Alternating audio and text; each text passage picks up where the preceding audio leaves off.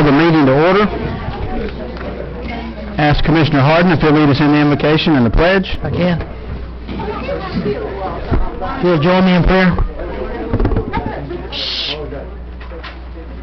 Heavenly Father, thank you, Lord, for this day. Thank you, Lord, for all the ways that you bless us and watch over us. Thank you, Lord, for the opportunity to be here to serve our community. And ask, Lord, as we go throughout this evening with these important decisions, that you would just give us guidance and direction, Lord. And we ask all these things in your name, Lord Jesus. Amen.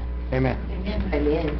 I pledge allegiance To the flag of the United States of America and to the republic for which it stands, one nation, under God, indivisible, with liberty and justice for all.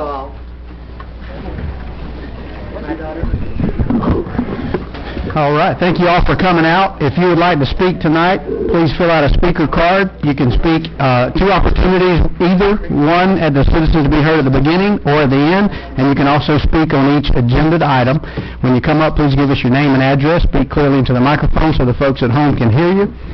And based on our agenda, I'd like to make a recommendation that we put the awards and presentation first. We've got several of those. That's right. And then most of the agenda is pretty much one or two issues, and then we'll get those out of the way if you guys are okay with that. And I want to add my good friend Betsy Barfield. Where's Betsy at? There she is.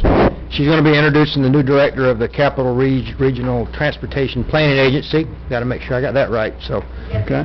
thank you. And So we'll put her on the Betsy award. is a county commissioner from Jefferson County. Betsy is the county commissioner from Jefferson Welcome. County. Welcome. Thank you. Any other changes to the agenda? Consent agenda, item 7. Item 7. Any others? Do we have a motion to approve? Second. Any discussion? All in favor? Aye. Opposed? Passes 5-0.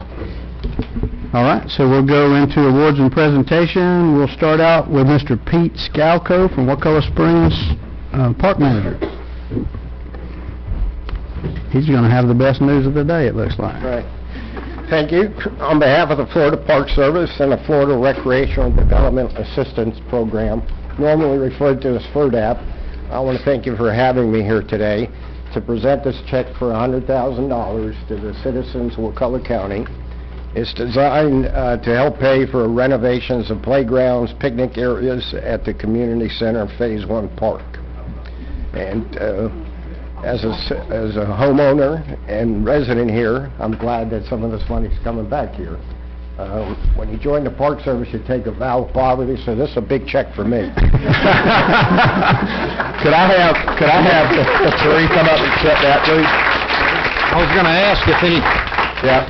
Sheree Keeler is our grants administrator, Right. and amongst the 5 or 6 other things, and she was the instrumental one, her and Cody Sahlberg, in getting this grant. I was going to ask if any politician wanted to stand up and take credit for it. I'm glad. Well, we're gonna let the people that really did the work. Let's let the people that did the work.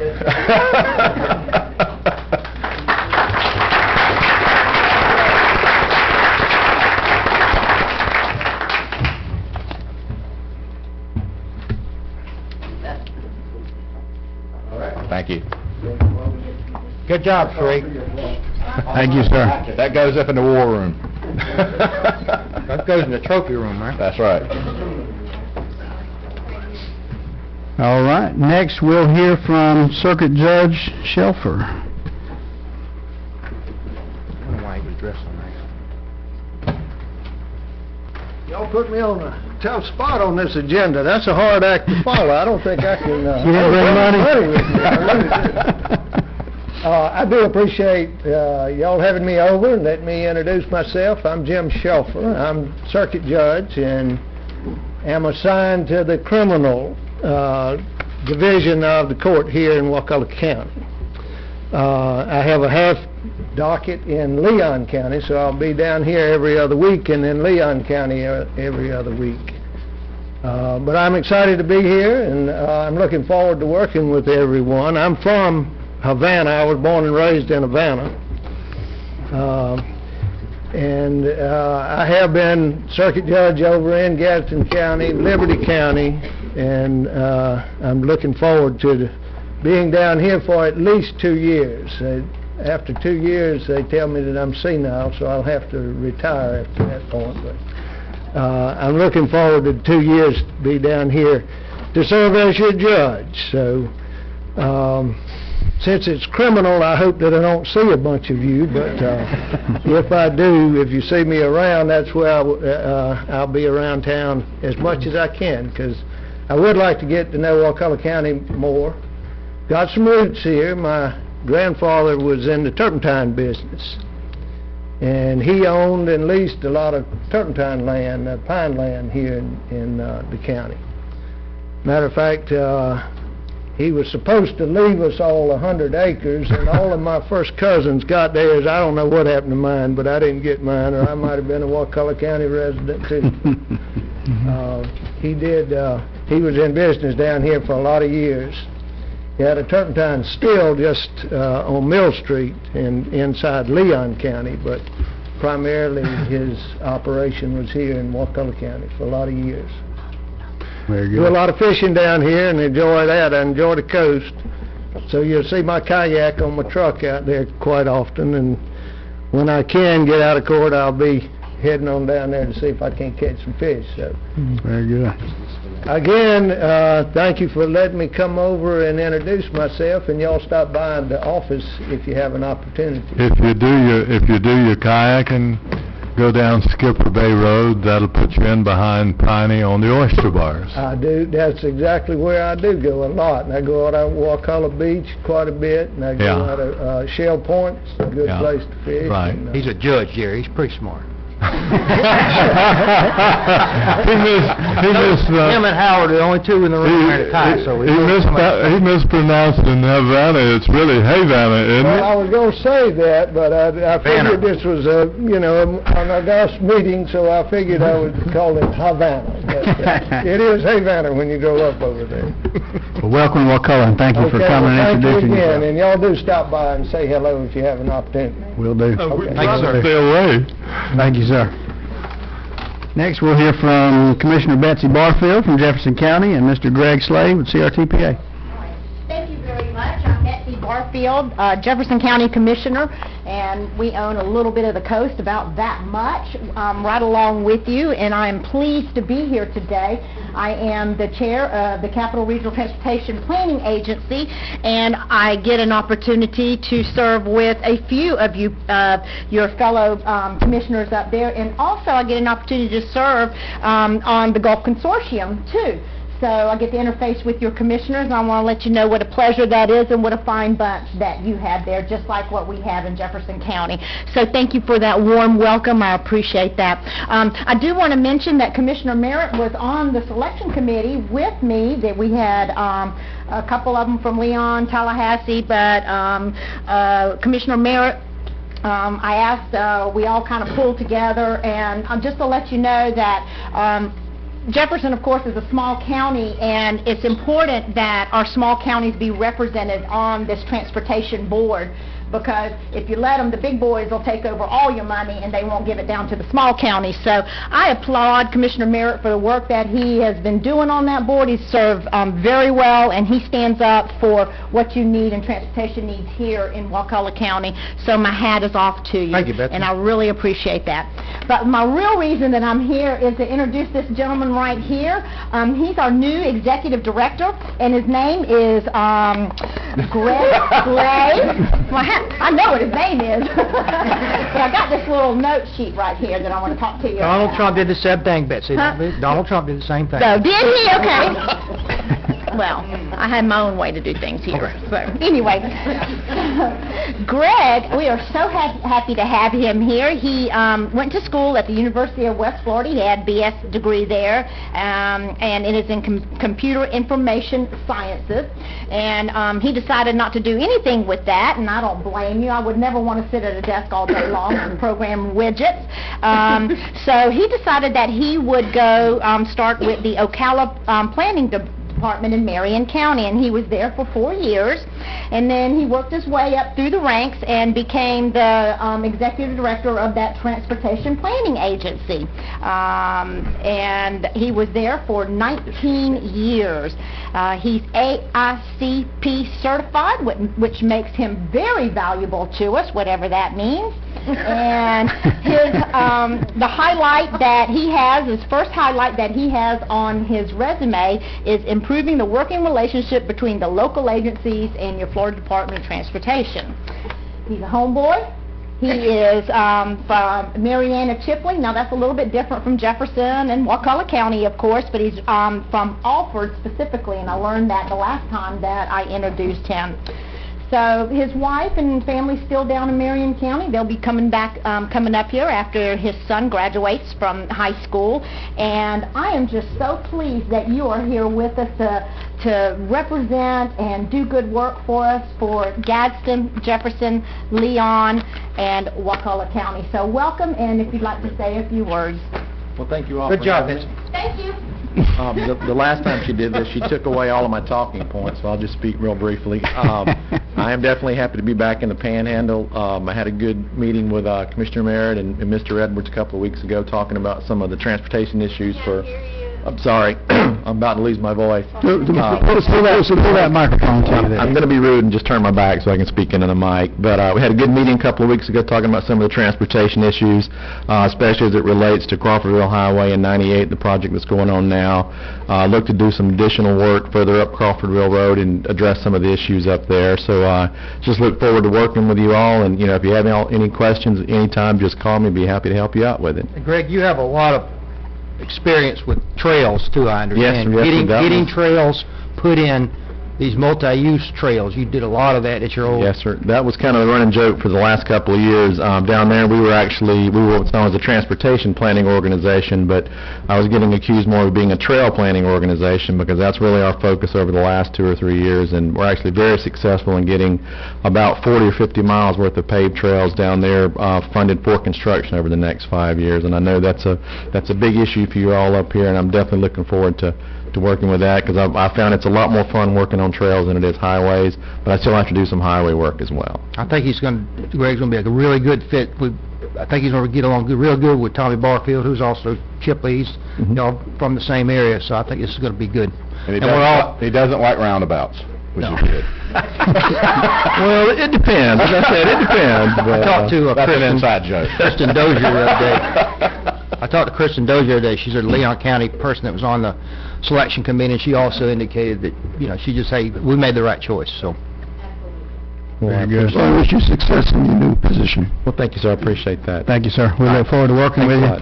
Betsy, thank you for coming over. Thank you, and it's a pleasure being here and coming to your commission chambers, and I appreciate your warm welcome. Come back anytime. Parish in line over there now, You right? give her, I know one thing, you can give her the microphone and she'll take the meeting over. I'll also say that she does a lot of work with the Small County Coalition and with the Florida Association of Counties, so she's right there advocating with us, and, you know, what's important to them is very similar to what's important to us. So, Us very small good. counties stick together, right, Betsy? Thank you. We're the ones that show up at every meeting. Remember, I pick on all of them because we were more represented than Leon County or the city, because we all go to the meetings. That's exactly. And we sit beside each other so we could look at each other and say, You have to. They have more votes, right? You got to show up if you're going to... got a billion. we had it going on. Yeah. Thank you. Next, we'll hear from Mr. John Taylor giving us a commercial fisherman update.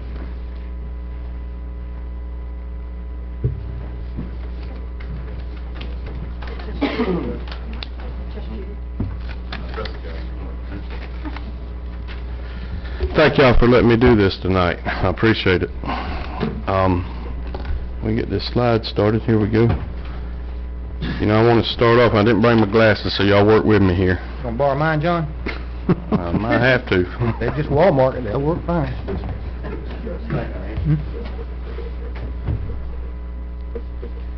You know, Florida Fish and Wildlife Scientists say that the 2-inch mesh kills millions of juvenile fish and lets the legal-sized mullet go free. So even the FWC still makes fishermen use this 2-inch net anyway. So what I'm saying is, this slide right here, this is, you know, 4 or 5 days catch ago, you know, we had about 800 pounds of juvenile fish that we had to kill. There was no way to turn them back. We broke the gills. They gill in this net right here. You know, Florida fishermen have a competitive disadvantage with other Gulf states. Alabama, Mississippi, Louisiana, you know, they let their fishermen use a seasonal net. The net that we're using in our state is against the law in their states because it kills juvenile fish. Number 3 right here. Number 4, I'm going to ask Mr. Clark Nichols to come up and speak on this one right here. Clark?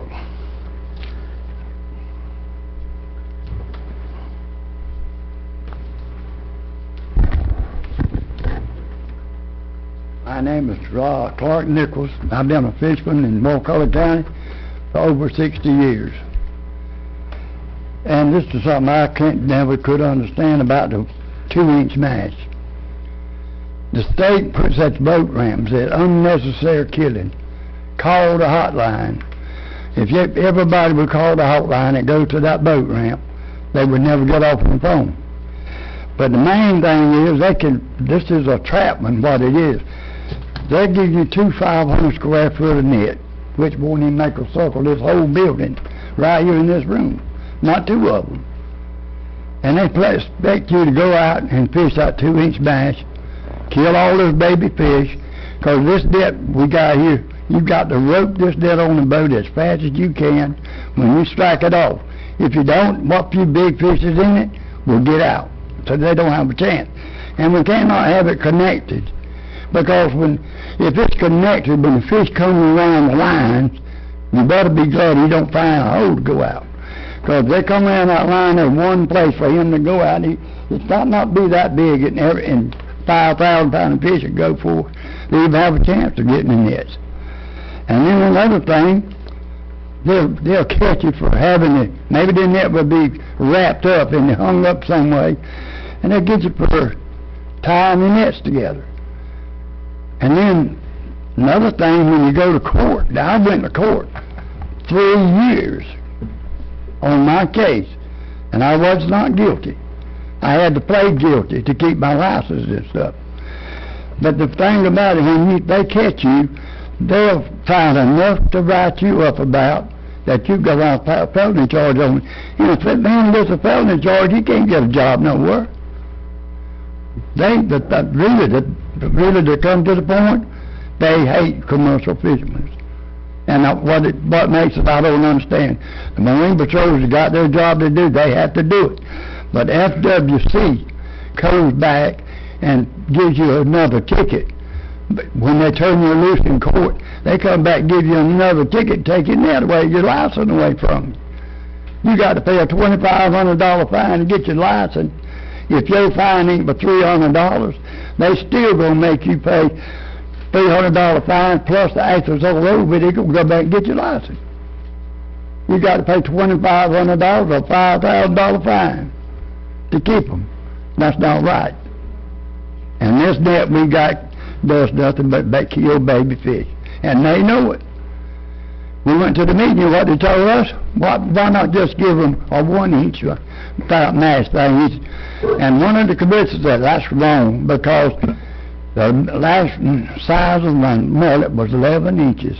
That's what the law was. You couldn't have one under 11 inches. Now they got it fixed where you can catch one if you ain't but 2 inches.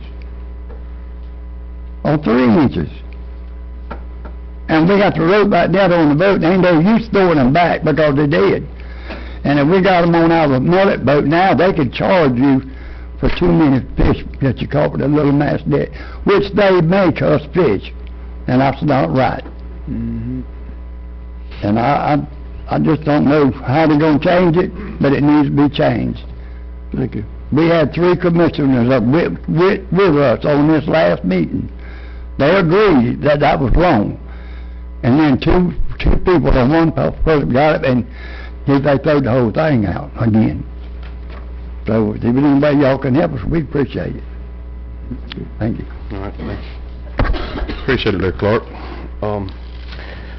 What he's explaining is, some of these guys, these younger generation, I myself, he's one of the legends, and we have to follow, and that's taught us all through our livelihoods. You was in the bee business, Randy. Your daddy and granddaddy showed you the business, and you take 2 500 square foot nets, and we overlap them to make them come off the boat, and if they come up to us, that's a felony. We got a new judge now. I hope I don't have to see him. But, you know, I'm asking, you know, I'm gonna get on through this right here before I ask anything. You know, the other issue is, you know, we're working with the farmers and their oyster leases, and, you know, I've spoke with Cal Hickenbacher and Portia Sapp, and, you know, things are working out great. You know, we're ironing our issues out among the fishermen and everybody. And, you know, we had an issue with some of the leases in the wrong spot that's stopping, you know, some of our older fishermen sitting on same leases. You know, y'all been down to the same yards, you know, these guys, they sit there day and night, they waiting on that catch. You know, so that was the issue we had. And then we had an issue with, you know, we had a oyster farmer that's in a channel. He's in too deep a water. He can't work, you know. And, you know, I spoke to Portia on his behalf. I spoke to Cal. And, you know, I don't know where Jerry's at on it. They got 16 leases coming up. You know, I'd like to see this guy in his door to get a lease there, you know, get them out of a channel, you know, where they can work their program. You know, I don't want to see them jeopardized. You know, and other thing is, I was going to call another guy up, but I'm going to go ahead and handle it.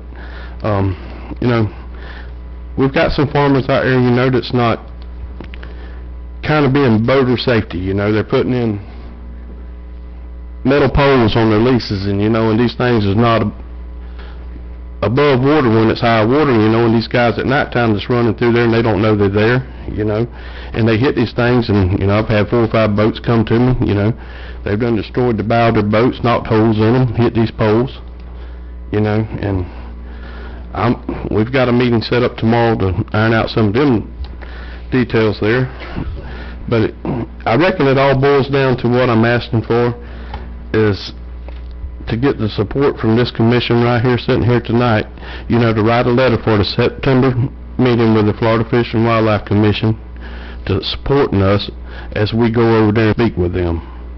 You know, and I'd like for y'all to do that for us. Thank y'all. Where's that meeting being held? It'll be in St. Augustine.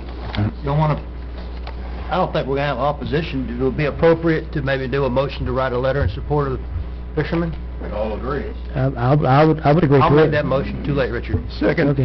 Motion second. I guess we have to open for citizens. You guys want to discuss it, or we just? All you can do is talk about it. There you go. Fair enough. Any further discussion from the board? Hearing none, all in favor? Aye. Opposed? Passes 5-0.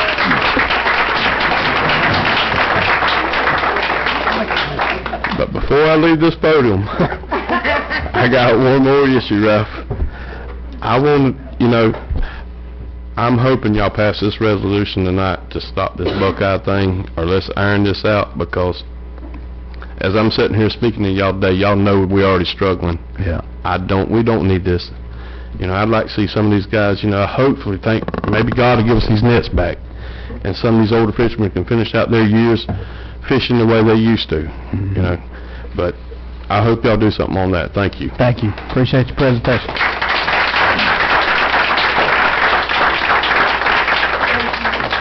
Jessica, do we have any speakers, citizens to be heard?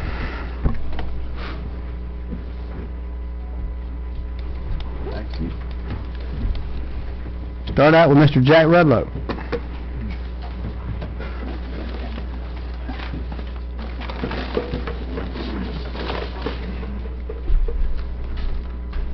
Jack Rudlow and scallops. Okay. Is that a dish? Huh? Is that a dish?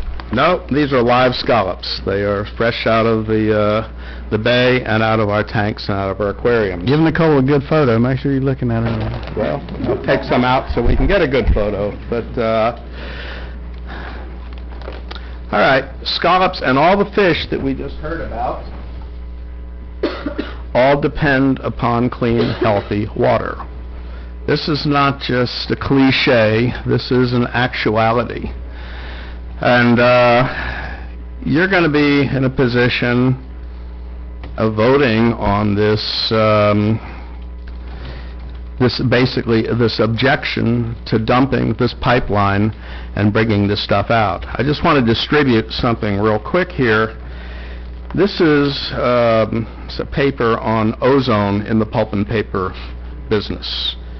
And it's not a total panacea, forgive that, but nevertheless, if ozone is injected into the wastewater and the discharge, it breaks down the color.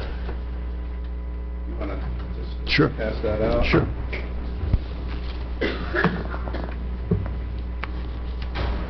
I mean, just as you've heard the fisherman scenario about the problems of the nets, you've heard me talk about life cycles and so on, and thinking small.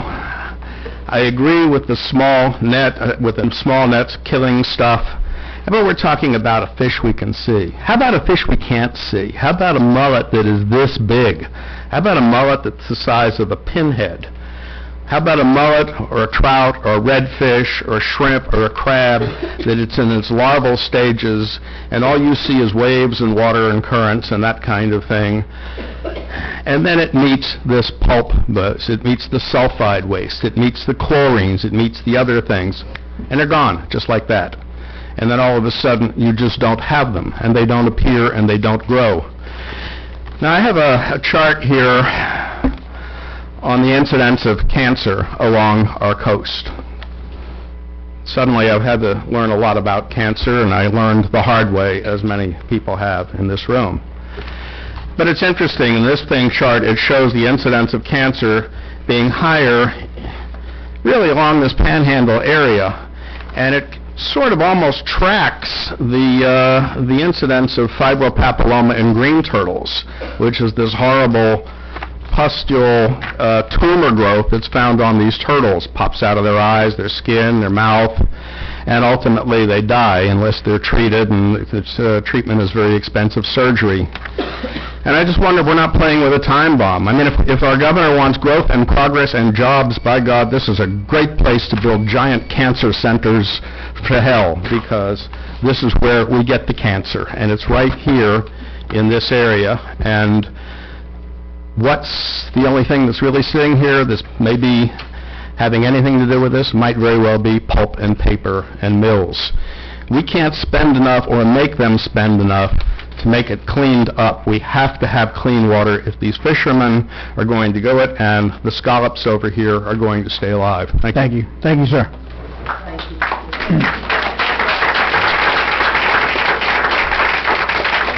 Next, Ms. Nikki Barnes.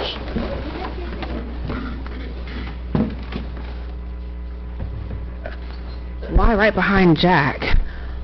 Nikki Barnes, 287 Rebel. So I wanted to come here tonight and remind people that yesterday was the 81st birthday of Social Security, and given the audience today, I'm sure Social Security is important to many people in our county as well.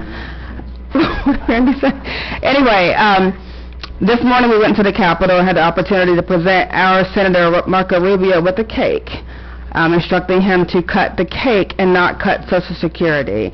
I hope that all the citizens in here today and at home watching will do the same. Social Security helps keep Florida's economy going. It helps keep our seniors out of poverty, and it's very important to my generation as well, because we are a generation who is coming into an economy that was disastrous, where wages are lower, where corporations have cut 401ks and pensions, where state employees here in the state of Florida are having their pensions robbed by our current governor and his legislative staff, and it's very important that we have something to look forward to so we can retire with dignity. So if you believe in Social Security and believe that we can reduce the cap or increase the $118,000 so everyone pays their fair share and keep this program going for generations to come, I encourage you to email, write, or call Marco Rubio's office and advise his staff, if you can get a hold of him, it's even better, that we need to continue the Social Security program and ask him to co-sponsor legislation that's already out there to keep this program going. Thank you. Thank you very much. Mr. Hugh Taylor. Mr. Hugh Taylor.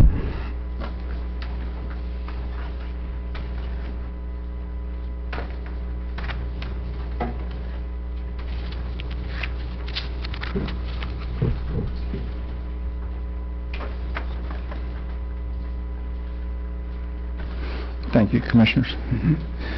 Hugh Taylor.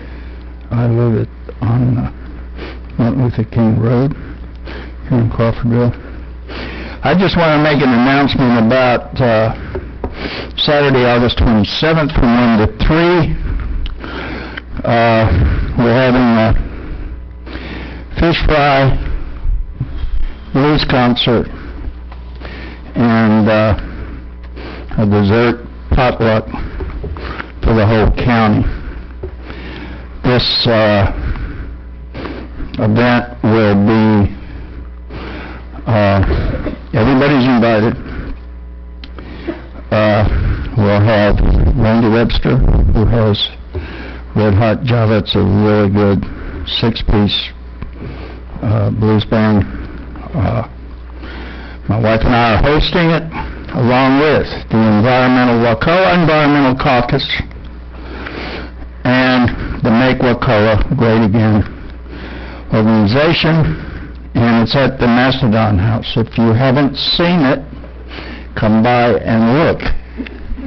It's the little pink house with the Mastodon in the front yard. And for those honking as they drive by, I want to remind you that every time you honk, an angel gets its wings. So it'll be a fun time, and the fishermen are going to cook fish if they can catch fish, and they'll get all the money, all the proceeds. Everybody's doing this gratis, and we'd like to invite everybody by. It'll be in the paper. I've asked Nicole to plug it, and we're really looking forward to it. These guys, these fishermen, we don't realize the resources we have that we're screwing up, and we don't realize the coterie, the people, the demographic that we're screwing up. So this is Blues for Blue Water, a rally for clean water for the Wakulla County Commercial Fishermen's Association. Thank you. Thank you, sir.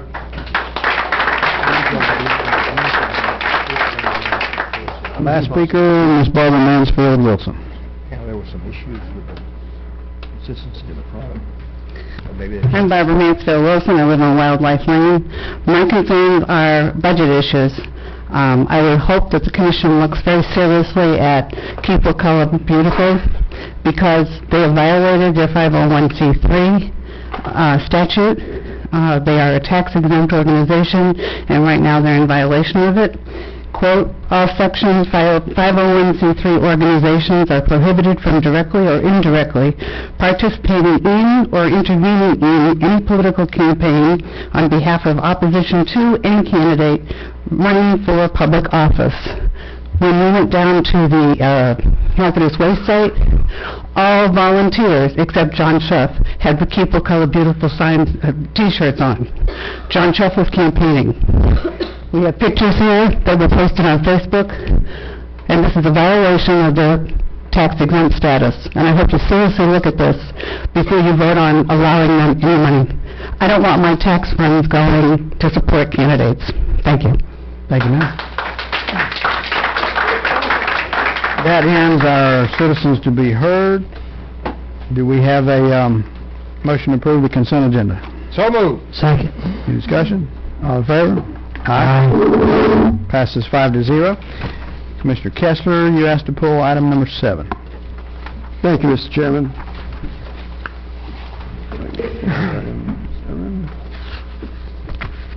So, I would like first to start with Summer giving just a general recap of the item, and then I'll recommend a change that I would like the board to consider before the approval of the advertisement.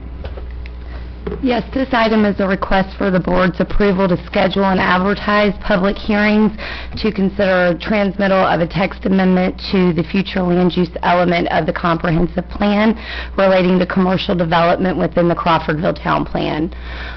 Most specifically, this item would amend the intersection requirements for commercial rezonings and exempt those requirements from areas designated for commercial use under the Crawfordville Town Plan currently. Thank you. So with that, I would ask the board to consider adding to the text amendment for both Rural 2 and Urban 1 land use designations, quote, "The change of zonings for neighborhood serving commercial shall be limited to C1, that's neighborhood commercial zoning district." C1?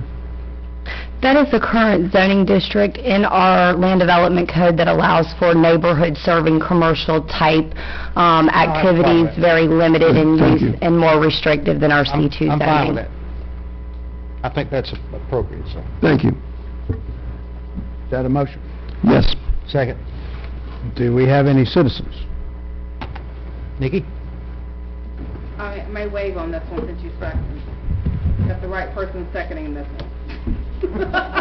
Mr. Chuck Hess. I knew Chuck would want to speak. Never miss an opportunity, right? Chuck Hess, 112 Lake Ellen Circle.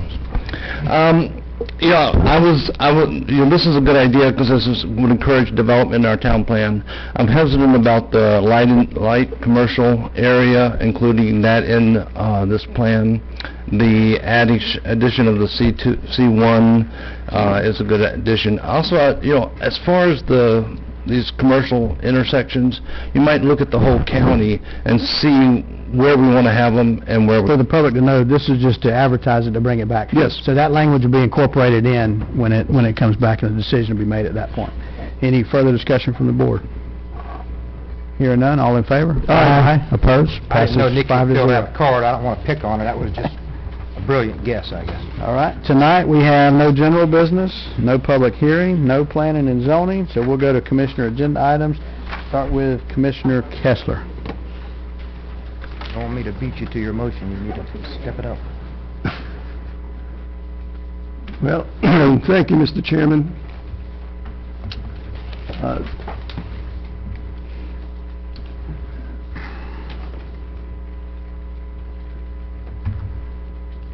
This motion, this resolution, rather, opposing the permitting and moving of the proposed Buckeye Foley Cellulose Plant effluent discharge pipe closer to the Gulf.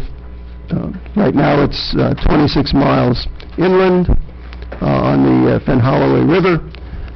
What we're looking at is having this pipe come down 25 miles closer to the Gulf and dump its effluent there. The river has been destroyed by the plant that has processed their whole product there.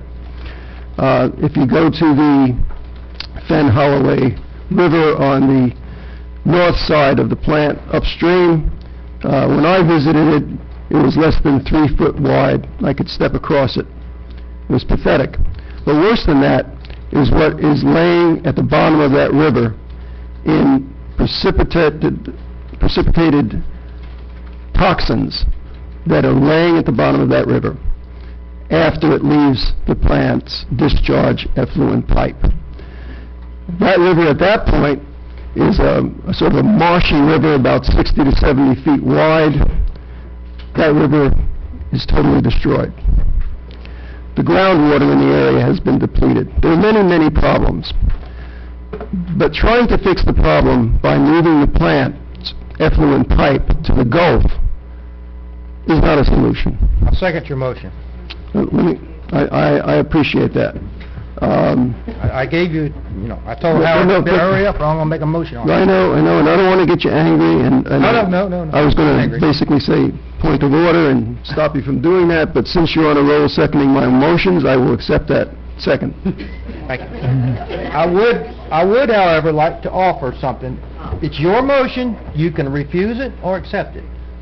I would like to clarify on the whereas, they're not actually moving a pipeline, they're moving a discharge point via a pipeline. I don't know if you wanted to clarify that. We're opposing the pipeline. Construction of the pipeline, no ma'am. Hang on a minute. If you fill out a speaker card, we'll give you a chance to speak. It's up to you. And you still have time. Please just come right up here. That's up to you, Howard.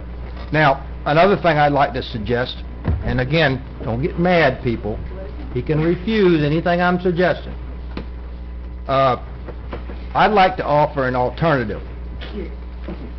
Instead of, we are opposed to moving the pipeline, but instead would prefer that the plant achieve Class 3 water standards and leave the effluent discharge where it's at.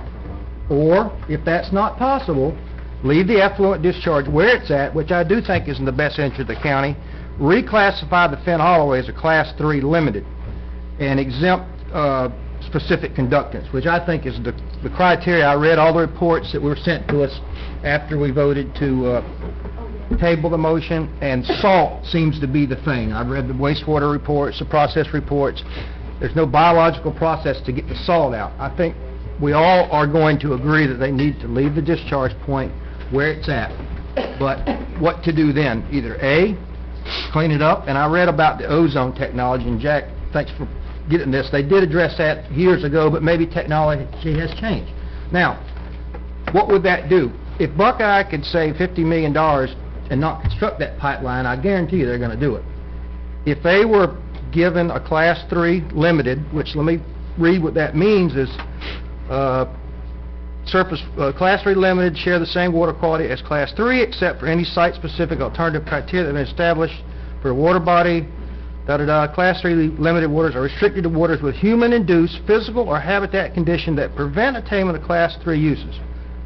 So, if they simply change the river to a Class 3 limited, leave the daggum discharge point where it's at, that's the best thing for us. I do agree that moving it towards the mouth of the Gulf does put us in more danger. That's my suggestion. I'm still going to vote for it. Just think about it.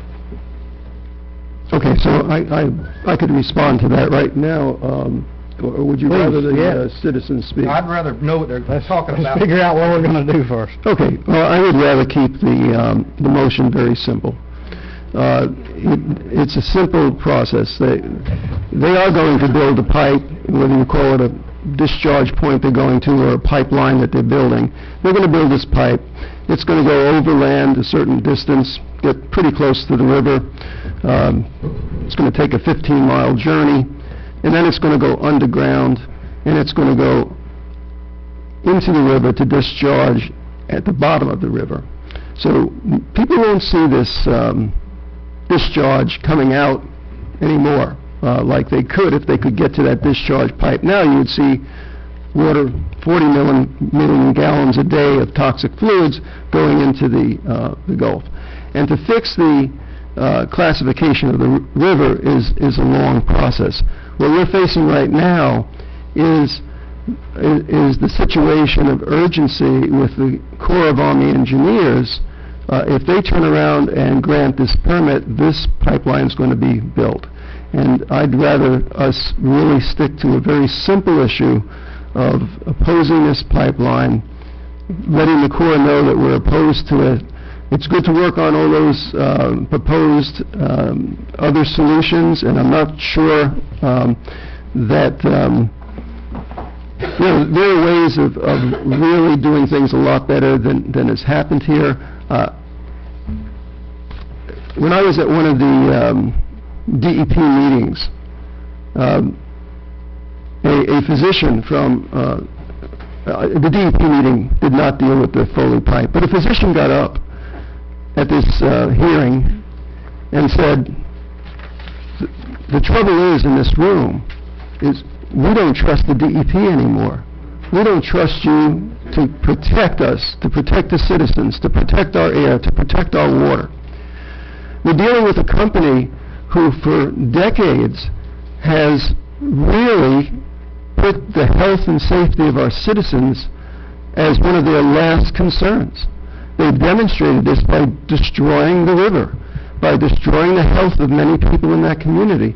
I'm surprised as I've gone door to door in our community, there are people that have moved here from Taylor County. They tell horror stories. They tell stories of generations of their family living in Taylor and finally having to leave. So I don't have and I don't trust the company to really step up to the plate and do things.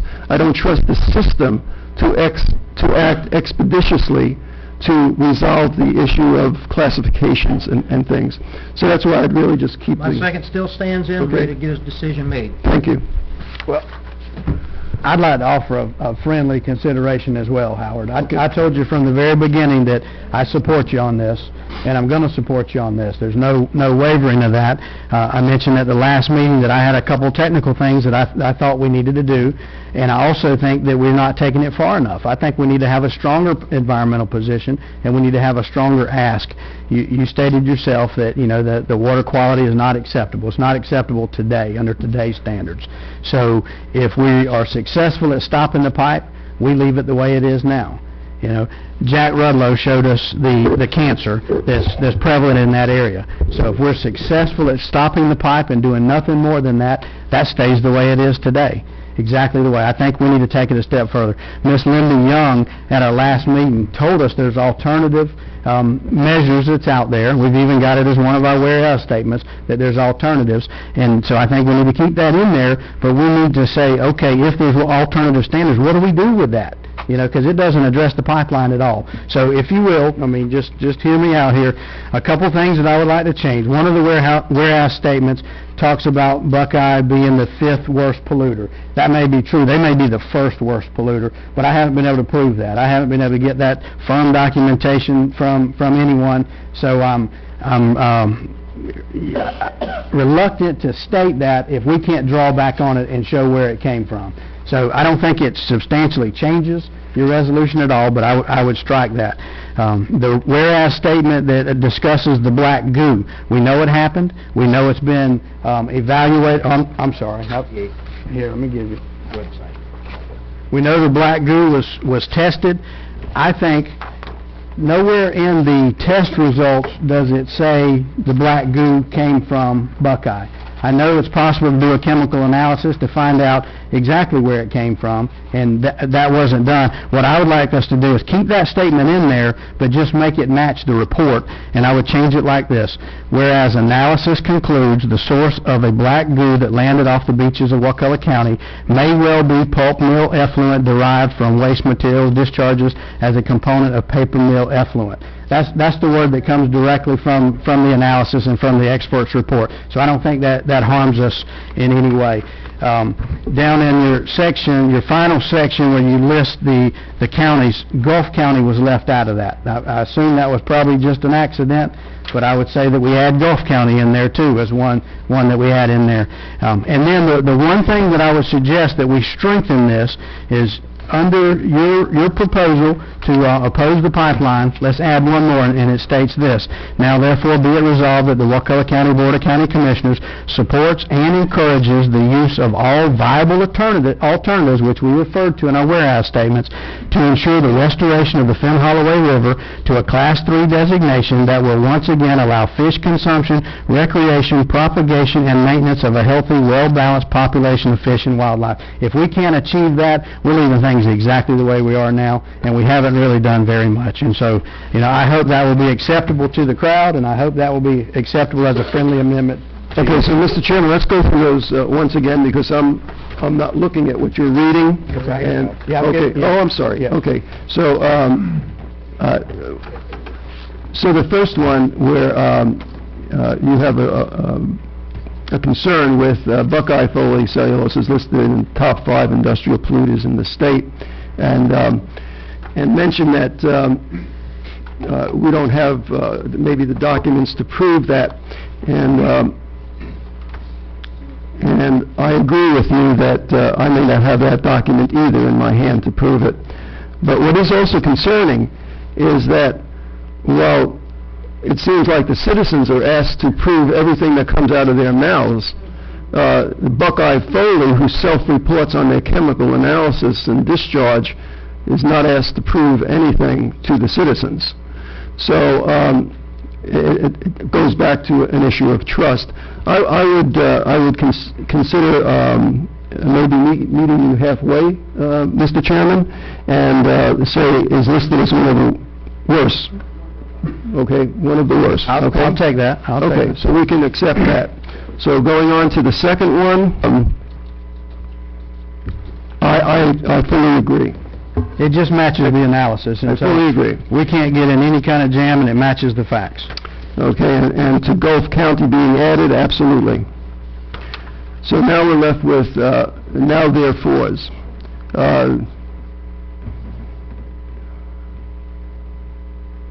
I fully agree. Wow. See how that works?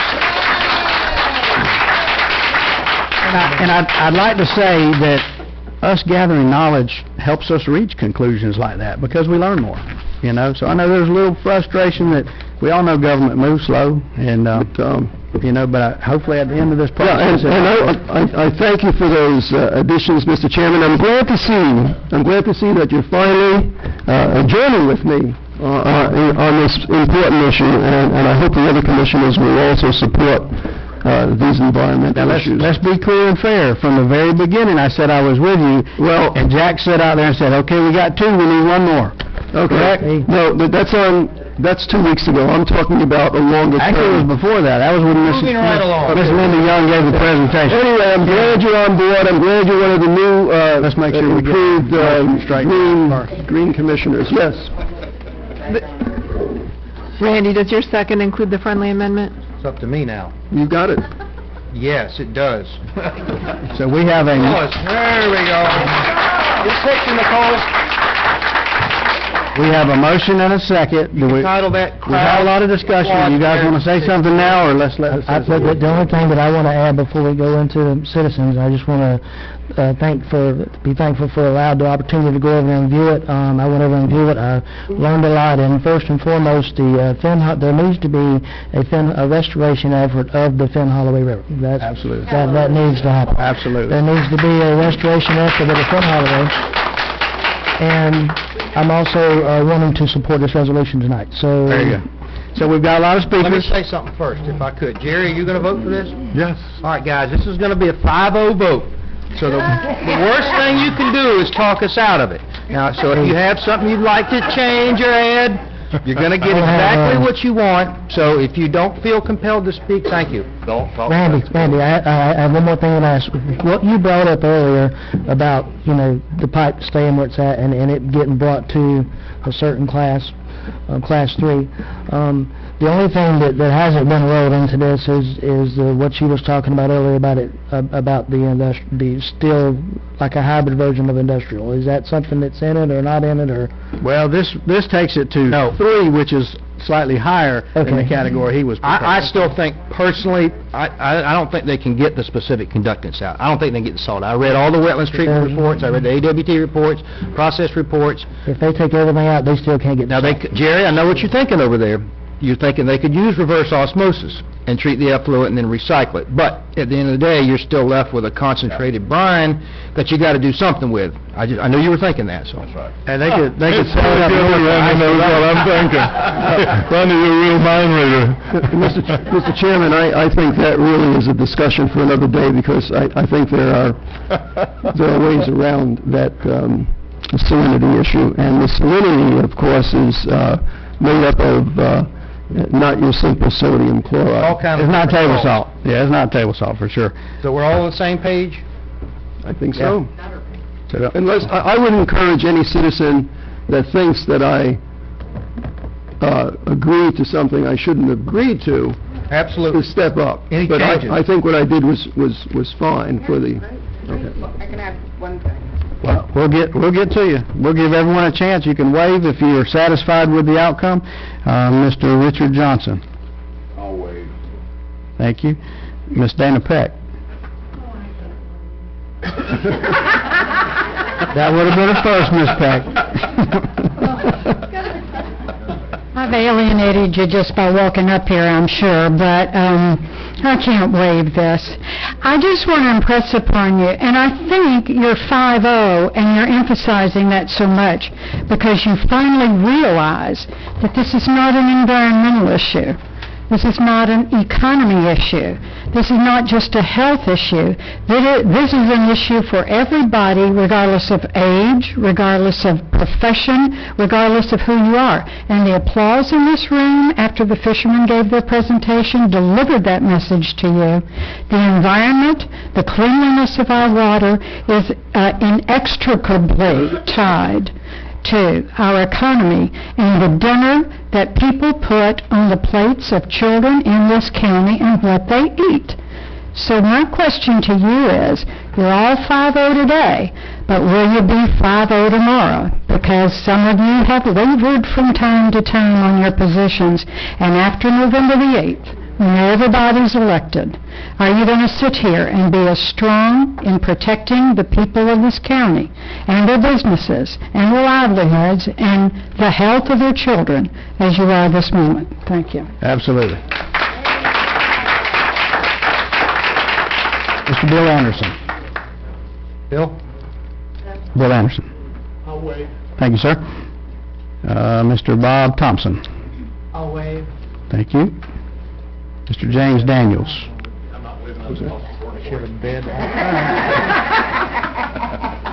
I don't get very excited about these most of the time. My name's James Daniels. My address is 203 Nandina Way. I emailed all of you about this. For the couple of you who reached out to me, it's greatly appreciated. What we witnessed is compromise. And unfortunately, what we see in the political atmosphere today is not compromise. Buckeye's not going to close. We all know that. Buckeye's been polluting Taylor County for 60 years now. So how can you be good shepherds of the county is the question that you need to vote with. When you go to vote, am I being a good shepherd of the people who elected me? When I spoke with Mr. Merritt, the question was simple. You want to take a kid over there and let him jump in the river? Anyone? Anyone? No? I wouldn't. I wouldn't have done it when I was a kid. Didn't hunt on a couple of leases in Taylor County because Finn Holloway went through it. So compromise. How can we be good neighbors? Tallahassee, Leon County did lots of work to make it Wakulla Springs better, and we're reaping the rewards for it. So how can we be good neighbors? How can Taylor County be good neighbors to us? How can we help them be good neighbors? Compromise is the key. Buckeye's not going anywhere. That plant is forever there as long as the government wants it there. So the alternatives proposed today, I think they're great alternatives. I think it should be even pushed further and make sure we're doing outside spot analysis to make sure the effluent is meeting the standards set forth. We don't trust DEP. Anybody in government trust? I mean, I don't trust many people in government. I don't know any of you guys. So, I mean, you know, it's sad. We don't trust government at any level. So we need independent outside testing. That should be something you fight for. Storm comes up like we just had, and it blows all the stuff over, destroys St. George Island, destroys our beaches out here. What are we going to do? Anybody been down to Apalachicola lately and looked at the shrimp fleet? Go down there and get a good look at those boats. Get a tetanus shot before you go down there. I go down there and take pictures of them quite often. Where are the oystermen at? All of this stuff has affected us. The downwater flow from Georgia that's coming down after the heavy floods, it's killing our bays. It's not something we do directly. It's people upstream. So compromise is the key. Great resolutions, great pass, great compromise. Thank all of you, especially the ones that reach back out to me. Thank you, sir. Mr. Hugh Taylor.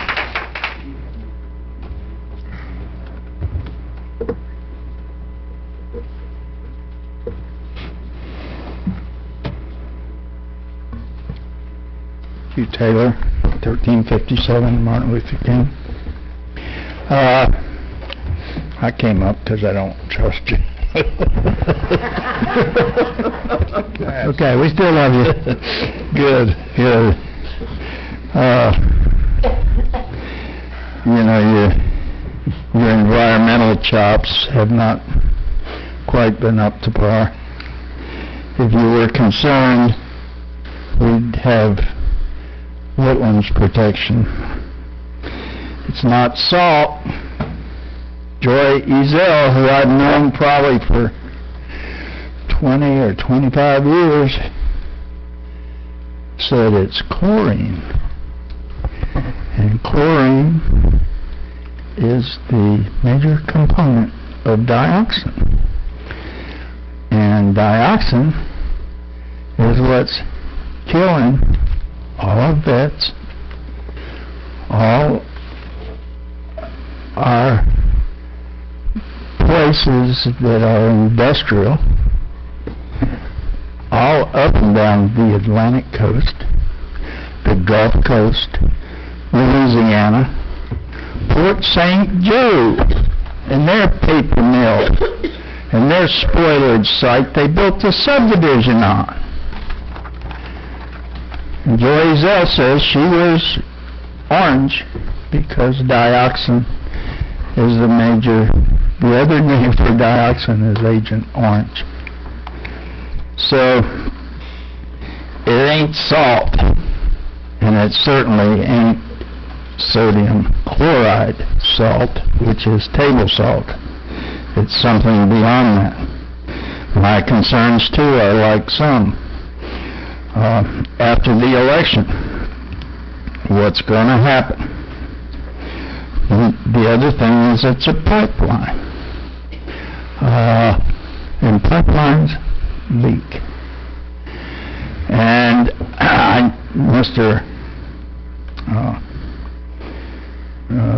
anyway, I can't recall the gentleman's name, but he won't hunt near the Finn Holloway.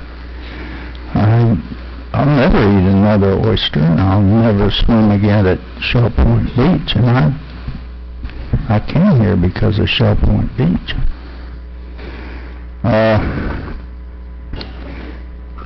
We cannot depend on Georgia Pacific taking all the politics out. We cannot depend on them. Compromise. You have an absolute situation. How do you compromise to make it less of an absolute situation? I don't think that's the answer. Cigarettes. They couldn't prove cigarettes. They spent a lot of money attempting to make people prove the damage that cigarettes cause. Same thing here. You know, they've got better lawyers than we've got. They got more money than we've got. They've got more money than the state of Florida's got. So, I'm here to emphasize, because I'll play it back 2 years from now and we'll see. But that's all. I mean, we cannot have this for our children, our grandchildren. It ain't gonna work. Thank you. Thank you, sir. Mr. Chuck Hess.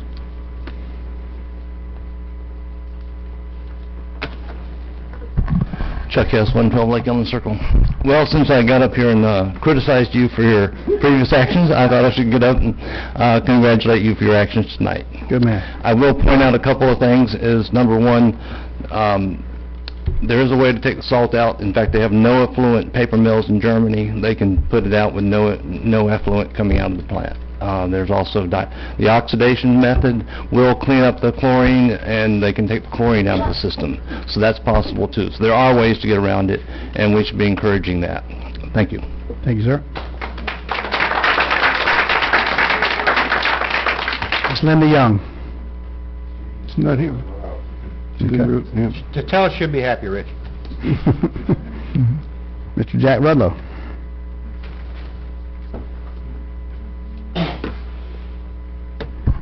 I moved into Panacea in 1965, and it was a string of fish houses, crab houses, that kind of thing. And at the time, I was just starting this idea of Gulf specimen. I didn't know how to do it or what to do or how to ship specimens or anything else like that. Anyway, at the time, I was able to just get a simple pump, put it out in the bay, pump water through the tanks, and kept a lot of stuff alive. And today, I've had to learn a lot about ozone, ultraviolet, protein skimmers, filtration, aerobic filters, anaerobic filters, bioballs. All of that is required to keep the creatures we have alive. You want to learn something about ozone, I would invite you commissioners to come down to Gulf Specimen sometime. I think some of you may not have been there or haven't been there in many, many years, and we've had to do major advances. We've had to try to raise funds through the public, which we've been able to do, to buy this equipment. Mind you, in 55 years, I've never received 1 penny from the Wakulla County Commission. Although when we have proposed things like growing on oysters on trees and things that would help, it's been shouted down. Underwater trees. Underwater trees, yes. You put brush out there and you grow oysters on them if the spat is alive, if the spat is germinating. When I first presented that years ago, I put some bushes out there and trees, and wow, we were getting gorgeous oysters. I keep doing that, and I went back, and in the last few years, we get barnacles. We get very few oysters that have come because the amount of larvae in the water have diminished substantially. What I'm saying is this ozone and cleaning up the water is an arduous and expensive thing on a microscopic little scale compared to the paper company. With anaerobic digesters, whatever they use, reverse osmosis, whatever they or should be using, all the things that they really should. I understand what a complex and difficult process it is. I don't completely understand it because I've never been invited down to explore or to look at the paper company directly, although I've asked for invitations. I wonder why. But nevertheless, I can appreciate what's involved in this thing. But what's more involved is that scallops over there, and I won't get them out to flip all over the floor for you, but you all know what scallops are. We all know what seafood is, everything else. That is God-given, that is precious. And actually, whether your diaper is fluffy white and we have to poison the world so we have the white of dead fish bellies or the white of white diapers, I think we go in favor of not having the dead fish bellies. Thank you, I sir. think we have to do what we have to do. Thank you. Thank you very much. Next, Mr. Darrell Dempsey. Oh. Is it Darrell? Did I get that right? Yes. You're right. Yeah. So, first of all, thank you. I apologize. Thank you very much for this tonight, so that's the first thing you want to hear. Also, Mr. Nichols, your brother Alec taught me how to eat a mullet when I was about 16 years old, and the proper way is to have just a few, very few large rib bones left. And when I first moved here like Jack, Panacea was a beautiful fishing community. And that's why I moved here. I grew up in Chicago on the banks of Lake Michigan, and I spent every summer on the other side of Lake Michigan. And Lake Michigan is cold.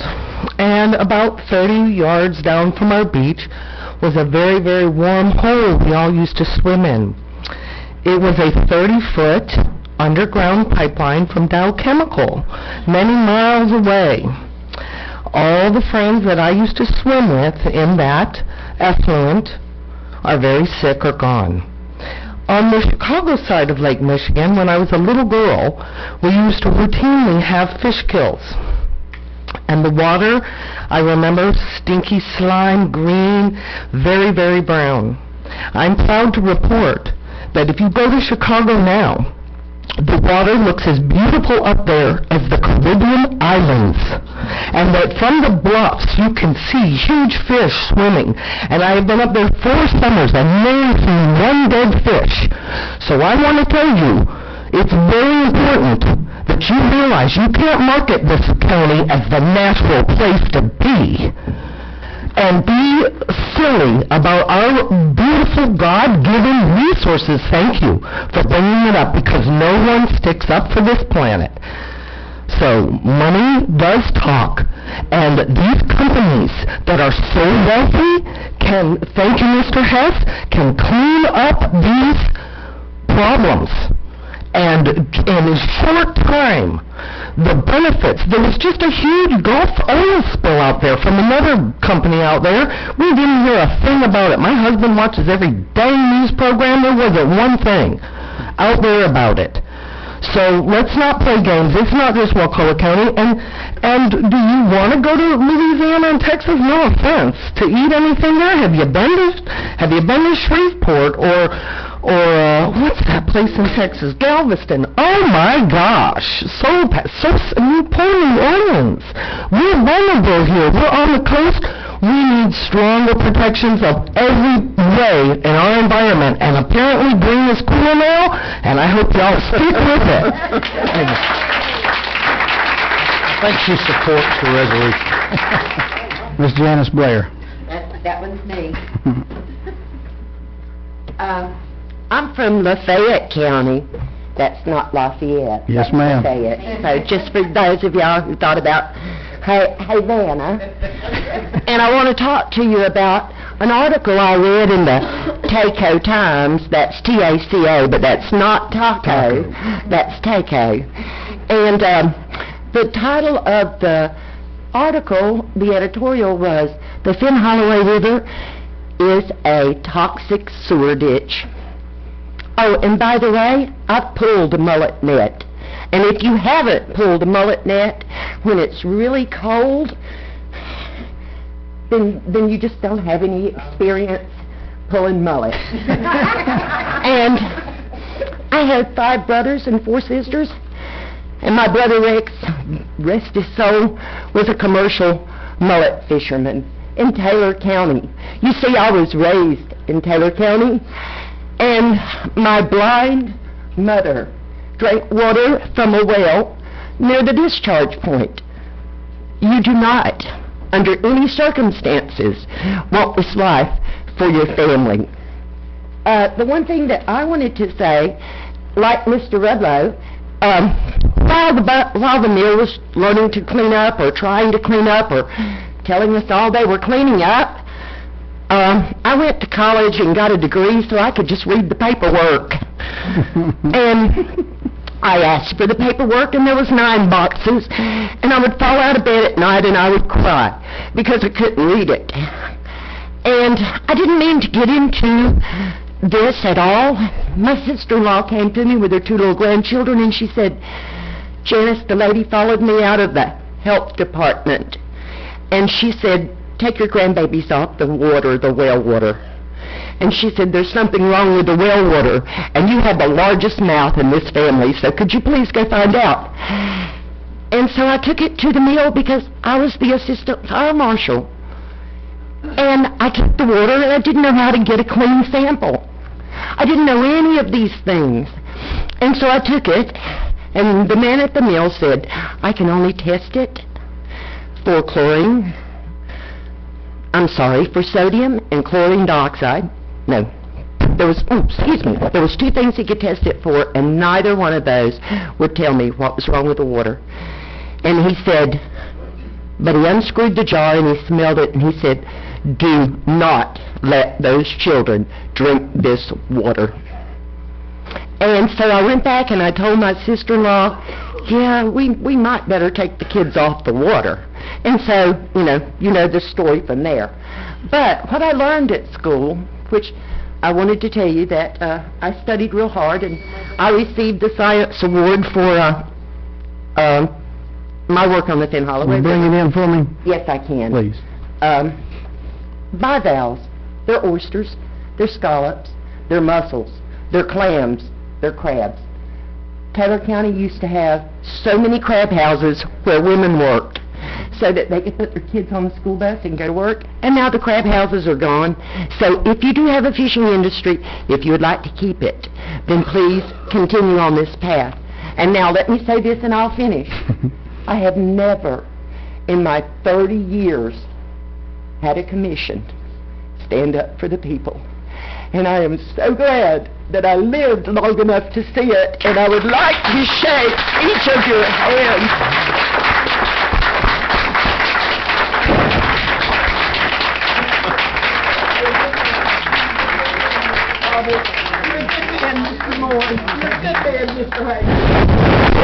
That's the first time anybody said that about all 5 of us, too. Nicole, where's the camera? And if you want to be great, then fix that mullet net and come help me pull it. I'm with you on that. Yes, ma'am. Mr. Larry Roberts. Well, this is over my head, of course. I'm not a scientist. Dr. Kessler's comfortable with it, and that's trusted. Thank you, sir. Ms. Nikki Barnes. Whoa. I saved for last, Miss Linda Young. Things happened in one night that never... Linda Young. You got the final word. Linda, there's a 5-0 vote to pass this, so please don't mess us up. I was told one time that once you have the sale, stop selling. Yes. Don't talk, that's closed. I was told one time, never say more than people are willing to hear. And I would have to say that you gentlemen have been so gracious. You have listened to me, you have read my emails, you've responded, you've asked good questions. You have done your job, and I have full faith and confidence in every last one of you. Thank you. Ma'am. Thank you.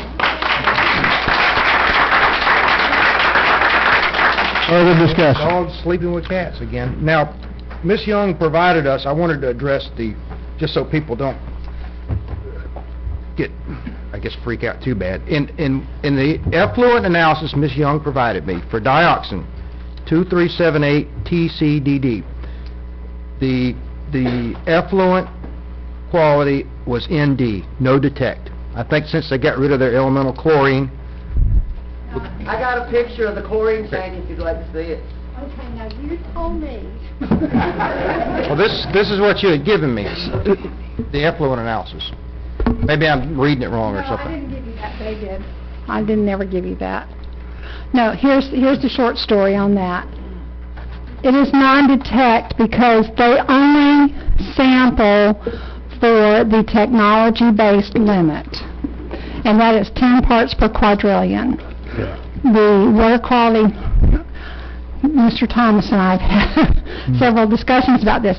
What they turn into EPA, I think the last, in 2014, they reported, what, 1/3 of a pound or something like that of dioxin, which is enough to kill everybody in the world. But the water quality criterion for dioxin that was promulgated for Florida by the U.S. EPA is 0.014 parts per quadrillion. Their detection limit that they have to meet is 10 parts per quadrillion. Remember I told you every single paper mill in Florida all added up wouldn't come to 10, so it's non-detect at 10, you know. But it's still the X amount. I stand corrected. But when ND, so. every time what EPA has to do is something called a high volume sampling event, and they actually, instead of collecting like a little sample like normal, they get a 55-gallon drum, and they have to concentrate it down, and they only sample the solids because that's where all the dioxin goes, is to the solids, which is what I've been saying. I'm so worried about all those solids landing on the beach now instead of 26 miles. So that's the deal. And I'm going to say for the public, since he brought this up, I'm showing him now the chart for Rayonier and showing that the Foley is testing about twice the levels as Rayonier in Fernandina. And so good thing we passed that's available if anyone wants to see it. So that, again, that's the kind of stuff we get when we don't just pass the resolution, but we do our homework, we do our research, and we figure out exactly what we're dealing with, because there's going to be a time where we've got to talk about this, and we've got to defend our decision one way or the other to people on both sides. And so I think it was worthwhile for us taking the time. One thing, along those lines, I talked to the gentleman the other day, we talked about 30 minutes, and if somebody from Taylor County calls me, or a county commissioner from Taylor County calls me and says, why are you guys, at least I can explain it like I sound like I know what I'm talking about. I mean, I've learned a lot in these last couple of weeks. Absolutely. Absolutely. Further discussion? Yes, Mr. Chairman. So, a couple of things just to pull things together. If you're powerful enough and you're meaning to keep business as usual, you can influence a lot of things. You can influence government. You can influence the reports that come out. You can influence the levels at what is going to be acceptable, even though those levels could kill you, just like the recommendation of the ECR recently to increase the toxins in our waters. You can influence all those things.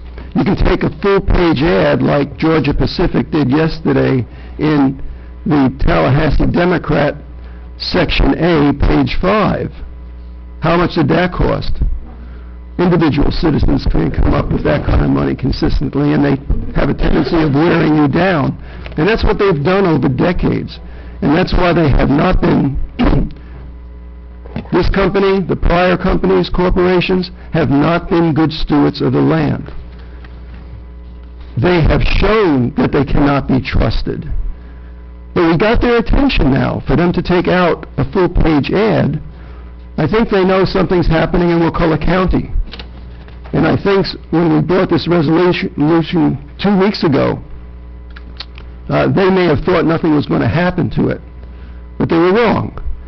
And our job now is to stay on task, to hold their feet to the fire, and to do as much as we can to correct the situation. When you have standards that are just wrong, that are just so high that it's impossible to fail, you always pass your inspection. You can report and say, I pass. That's plain wrong. Thank you. Any further comments? I was just something in the process of gathering information, and I was looking, and I went over and looked at the mill, looked at the river. I was just curious as far as the cancer rate in Taylor County. The CDC, for the period of 2009 to 2013, they listed Taylor County had reported 124 cases of cancer during that 5-year period, and I've asked myself, how much of that was related to that. It's hard to tell, but how much of I think some of those CDC statistics have to be looked at as where they're coming from, because where people, sometimes we get those statistics where people die. Yeah. And a lot of people are dying in Leon County that are from Taylor County when they come here for treatment and they can't get better. So those statistics really have to be looked at carefully. Yes. That was just one of the things I was looking at. Any further comments? Call for the vote. All in favor? Aye. Opposed? Passes 5-0.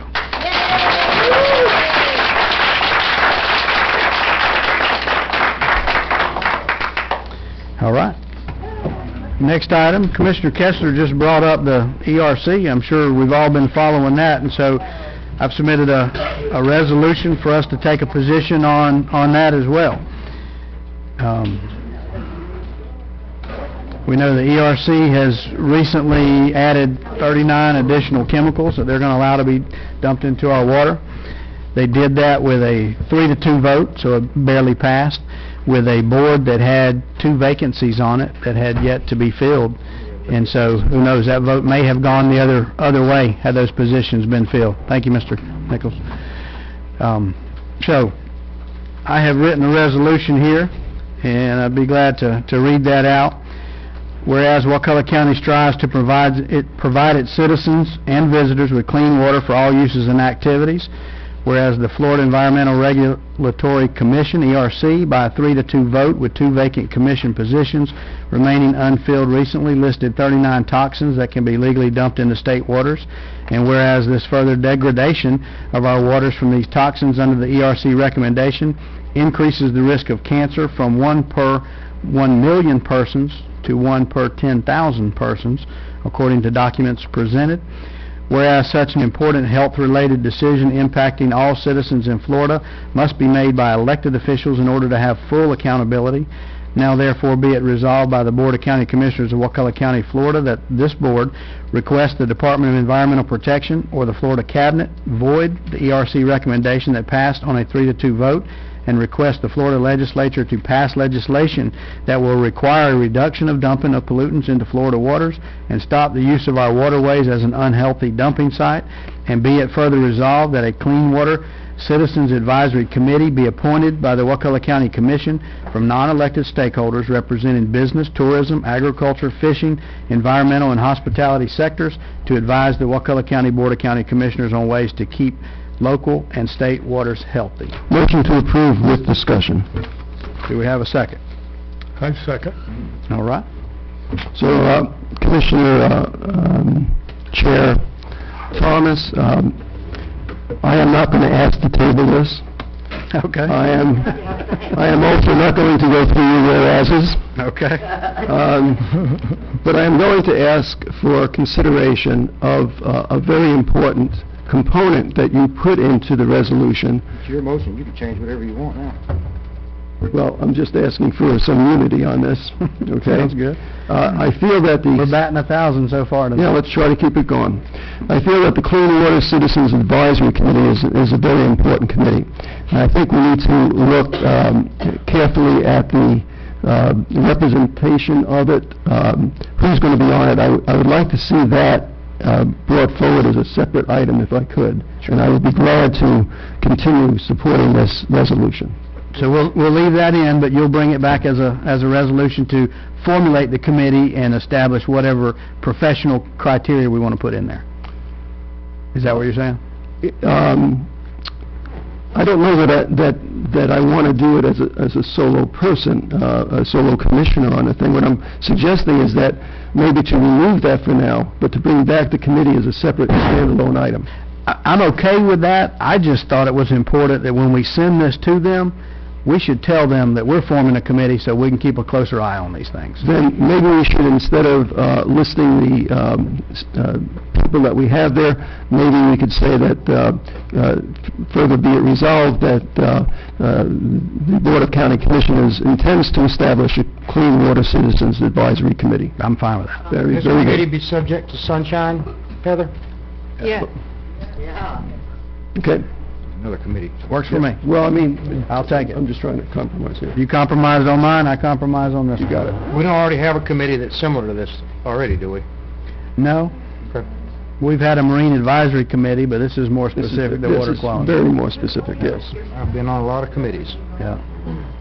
Well, and we're not proposing to make it a committee of us. It's I understand. it's all citizens. Yeah. Very good. So we have a motion, and we have a second, and we do have citizens. Again, I think we're all going to vote for this. He wants to go home. No. Very interested in efficient meetings. You guys can still catch the gymnastics and the volleyball if we get out of here. Miss Nikki Barnes. My only ask is that the fight doesn't stop here. There have been many of us who have been fighting a clean water fight for many years. This is the same board that talked about Amendment 1, and to my great disappointment, shared some things that were not true about that amendment. That's a clean water fight. And you guys made it seem like we were out here trying to buy up all the land in the state of Florida and not preserve water. The clean water fight is just not about fracking. It's not just about the Penn Holloway. It's not about just the algae that's in South Florida. This is an ongoing battle, so I hope that it doesn't stop today. I hope that I see you guys at the Capitol alongside of us next year when we go over the state budget and we're talking about how we're going to fund Florida Forever to protect our waters. I want to see you guys there as well. I know it's an election year, but many of us have been doing this for many of years, and, you know, it's a trust thing. It sounds good today, I support this 100%, but I want to make sure that it's a consistent behavior and not a politically motivated, adopted behavior because we're in an election cycle. Thank you. Thank you very much. Ms. Dana Peck.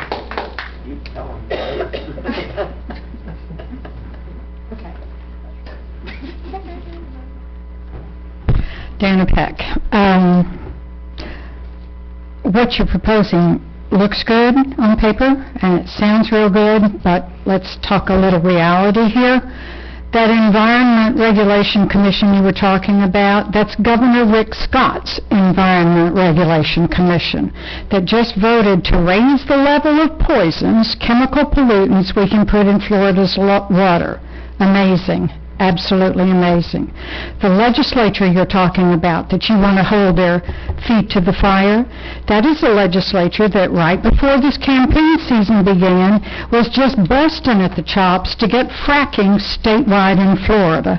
And this commission, as I recall, was a big foot dragger on trying to pass some kind of action that said, we don't want fracking to destroy Wakulla County.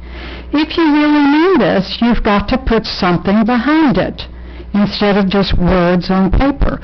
There has to be a different legislature, or there has to be a legislature that has a mindset to protect people rather than exploit them so that they can make money from afar, and too bad for the people who live here. This is a life and death issue. Water is our life's blood. And I hope you work hard behind these words rather than just saying, we passed a really good resolution. Thank you, ma'am. Thank you. Mr. Bill Anderson.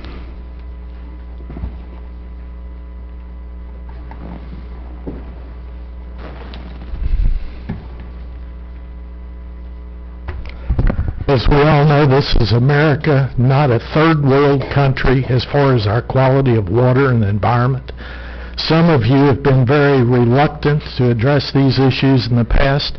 I'm happy to see you're coming forward now and looking at some of the environmental issues. Wisdom shouldn't be rejected because it comes late, but there's at least two governmental bodies, both the legislature and the executive branch, that's heavily involved in these issues or whatever. You mentioned the Regulatory Commission or whatever, which just recently passed the new rules by a 3-2 vote, which the Seminole tribe is going to try to reverse, and I hope that they do so it can be looked at again. I looked today again at the 12 or 13 carcinogens, known carcinogens, that commission raised the amount that could be in Florida surface waters or whatever. As you said, they try to get the average citizen, they say, between 1 in 100,000 and 1 in a million chances of getting cancer from those surface waters. The commercial fishermen that were up here earlier, they say their chances are 1 in 10,000. 100 times worse than an average citizen or whatever, because the water quality will be so bad. This is not a third world country. What you passed in the last resolution and just got kudos for, which I appreciate, thank you, but that's to oppose the moving of that pipeline. If the Corps of Engineers approves it, it will be moved and the same amount will be dumped into it. So you need to keep your vigilance on all of these environmental issues, keep struggling to protect the citizens of this county and the nation, and not have a third world country environment. Please continue to do that. Thank you. Sir. Mr. Chuck Hess.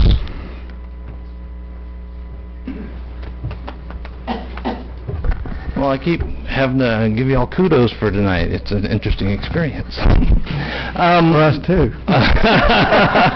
Don't get used to it. I won't. So it's a good move, great move forward with this. I would, what we're talking about is, last year or 2 years ago, you were touting how the Department of Environmental Protection will protect us in our water quality, and, they obviously showed that they don't, okay? You can see it in South Florida, you can see it all over the state. They haven't protected us.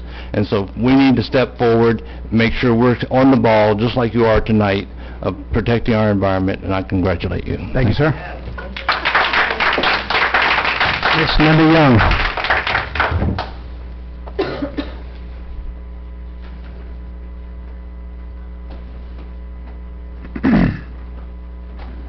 I was this close to just waving in support, but I have been working on this issue for over 20 years, and I am so excited that you have brought this resolution forward and you're going to be the first county, I trust, to pass such a resolution. We're going to take it and run with it. We're going to get lots of other counties to follow in your footsteps and do the same.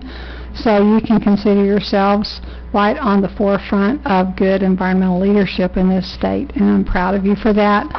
It's actually 23 toxic chemicals that are currently regulated that will increase, 18 of which are carcinogens.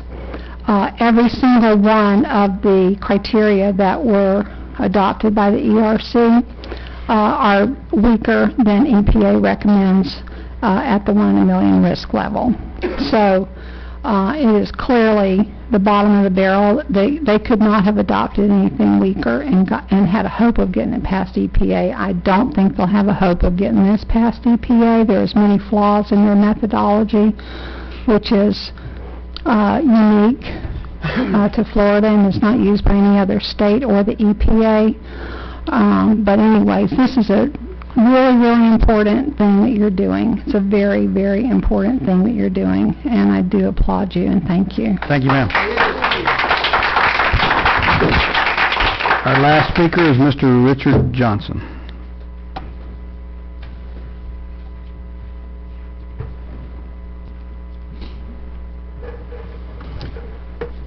Thank you, Commissioners. I think this is a great thing, too, after coming to Commission meetings for 23 years or whatever. I'm so thankful to see environment actually be on the forefront. I mean, I went to this ERC meeting. It was a terrible sham. It's an insult to everyone in this room. DEP, I'm not getting political, but DEP and Rick Scott don't care stew about anybody here. And the one point I want to make, there's a lot of points to make, but like Mr. Anderson said, the fishermen, the people that really eat fish, the 1 in 10,000 chance of getting cancer from each one of these chemicals. What about the dolphins? They weigh 200 pounds. They eat fish all day, every day. So it's not just the humans that are affected. It's all our wildlife out there. So let's stand up for them too. Thank you. Thank you, sir. That's the last speaker. Further discussion? Yes, please. And just going to ask your patience on a few points that I want to bring up. What Linda Young just said, that she's going to take this if it passes, and I hope it does pass, and run with it. Well, that was exactly what prompted the resolution that the board passed in 2010. Linda came, asked me if we could possibly have the board support a resolution and pass a resolution about the Foley pipe, trying to stop it. She felt that they were going to make another move to get it permitted. The resolution was written, it's history now, and the board approved it, and what Linda did with that was take it to all the different government agencies, leaders that can make a difference, and now she's, and I like to think that at least it slowed it down a bit. And now there's, and I don't understand how she does it, the amount of work that she's put into this project, but her game plan is, once this is put together, is to take the president gave to this board and educated this board and take it to the surrounding counties that are affected. And that's a huge piece of work, and I think it'll make a very big difference. So I just wanted to make that point, and I want to thank you, Linda. And I know that President Nixon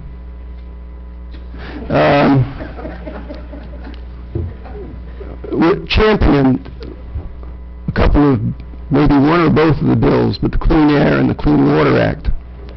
Tremendous acts. And to have our legislatures turn around and exempt corporations that are doing fracking from the basic Clean Water and Clean Air Acts is criminal. It's wrong. It may not be criminal. It's just unethical. It's immoral. I mean, these laws are supposed to be there to protect our clean water and air. And then when you go and say, well, these companies or this industry doesn't need to abide by them, you've given them a pass to pollute. The other thing in that ad that the Georgia Pacific took out yesterday in the Tallahassee Democrat, if you look at one of the words, it struck me, it just came out like, the word was will, W-I-L-L. How many years later, now decades ago, right? So here they are saying, someone mentioned in a previous meeting that it looks like they're stalling. It's another tactic to gain time to keep on pushing the can down, kicking the can down the road. We got to believe that. It doesn't make any sense. A corporation that states on their website at one point in time that this plant made $1 million a day before taxes, a corporation that's owned by wealthy investors, but they don't have the money to correct the situation. They do. And when they don't make the decision to correct the situation, they're really saying to us, to the people in the Panhandle, to the people that live on this part of the Gulf, you're not of any value. You're not of any value. And we have to fight for this, and especially we have to fight because our agencies that are supposed to be protecting us are not doing it. I'm sorry for pontificating, but I just had to say it. Further comment? I got one just minor comment. We've brought up fracking a few times, and we've brought, continued fight, and I just want to make one point that probably only two people in this room know, me and Commissioner Kessler.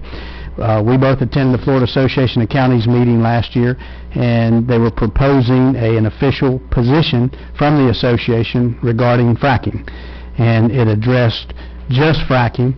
I made a motion that we make a change to also include the acidation process, which is basically the same chemicals, but doesn't have the pressure, but it's the exact same chemicals. I made that motion. Commissioner Kessler seconded that motion, and we actually got that incorporated into the plan. So there are times where there's things going on behind the scenes that people aren't aware of, and we were in agreement, and we made a change there at that meeting, and that was approved. And I had come over specifically for that meeting to champion some action on behalf of the Florida Association of Counties and Small County Coalition. I just want to say one thing more. In your attachment 4 on that on this resolution item, the ERC signs off on controversial water standards. I was there that morning.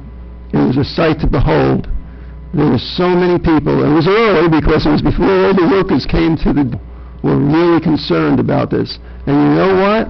It didn't make a difference to that ERC. There were 2 rooms that were completely filled with people. Standing room only. At the bottom, you can see Linda in the main room. I wasn't allowed to be in there, Linda, and no seats in there for me.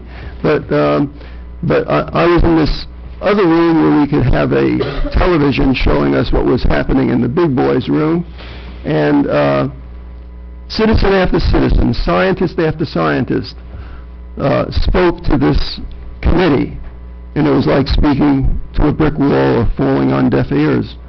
I fought this fracking thing with other people. I mean, it's not a one-man fight, and that's why Linda's job of getting other counties involved with this is really meaningful.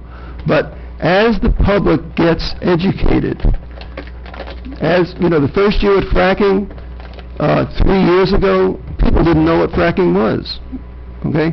As the public started learning about fracking and how bad it was, the public becomes outraged. And that's what's going to happen with this Foley pipe and the water quality issue. If we can stay on it and keep on educating the people, they will become outraged because it's their water. It's their children. Thank you. Any further comment? Yes. Well, you'd never guess you two were running against each other in the same election. All right, we'll call for the vote. All in favor? Aye. Opposed? Passes 5-0.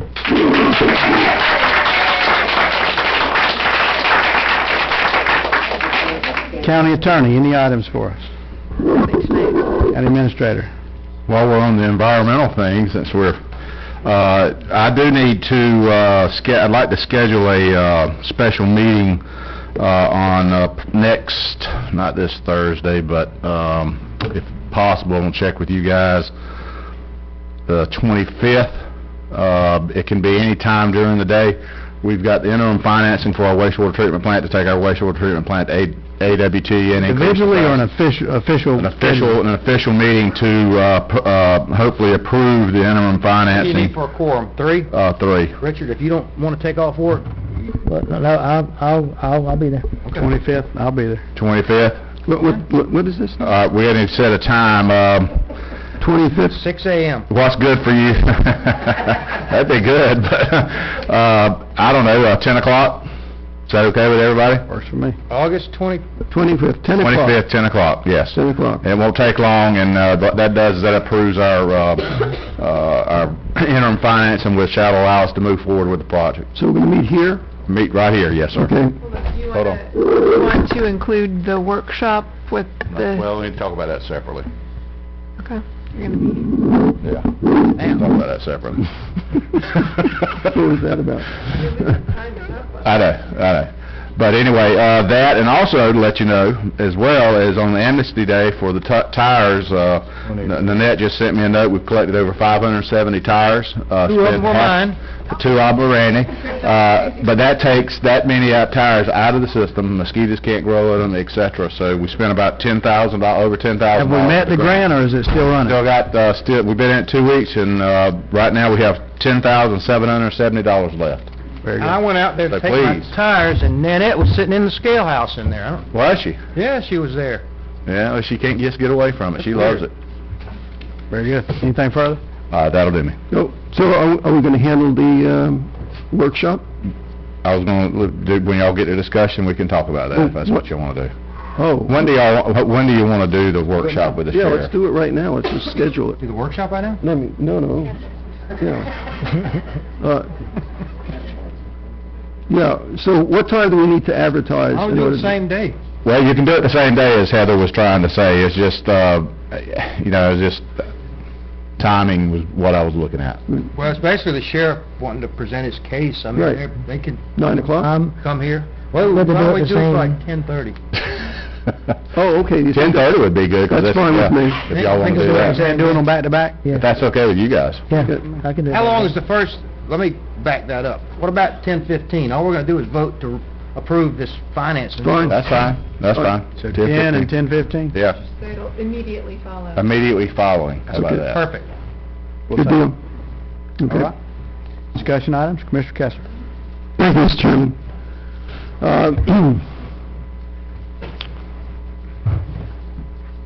So, Emily Lane.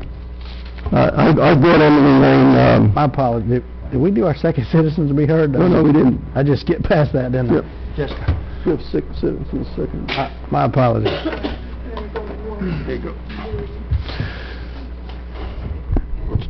Miss Leslie Linka.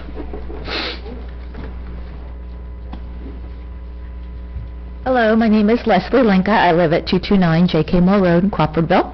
I came here really to talk about the river, but since that's a settled issue, I won't say anything. But someone made a comment about Keep Wakulla County Beautiful. I am on the board, and I just want to say, before you consider withholding funds from us, consider that we are a group of probably 5 or 6 people only. We get up early in the morning, we're up late, picking up trash on the side of the road. We love Wakulla County. If there was a misstep on the part of anyone, please make them responsible, and not the board. We do a lot of work for the county. We love Wakulla County. I wasn't at the event, but I know that John volunteers at every event. And if he had on a shirt, maybe I don't know what the policies and procedures are, but please don't penalize us, because we work so hard to keep the county beautiful in a physical way, environmentally, and education and all of that. So that's my the only thing I wanted to say. But I also wanted to say, just make an end comment. Thank you, first of all, for the votes. these big companies, they're multi-billion-dollar corporations, they're not going to just go away easy. Whether it's Exxon and fracking or Georgia Pacific, they'll be back. So how can we protect ourselves?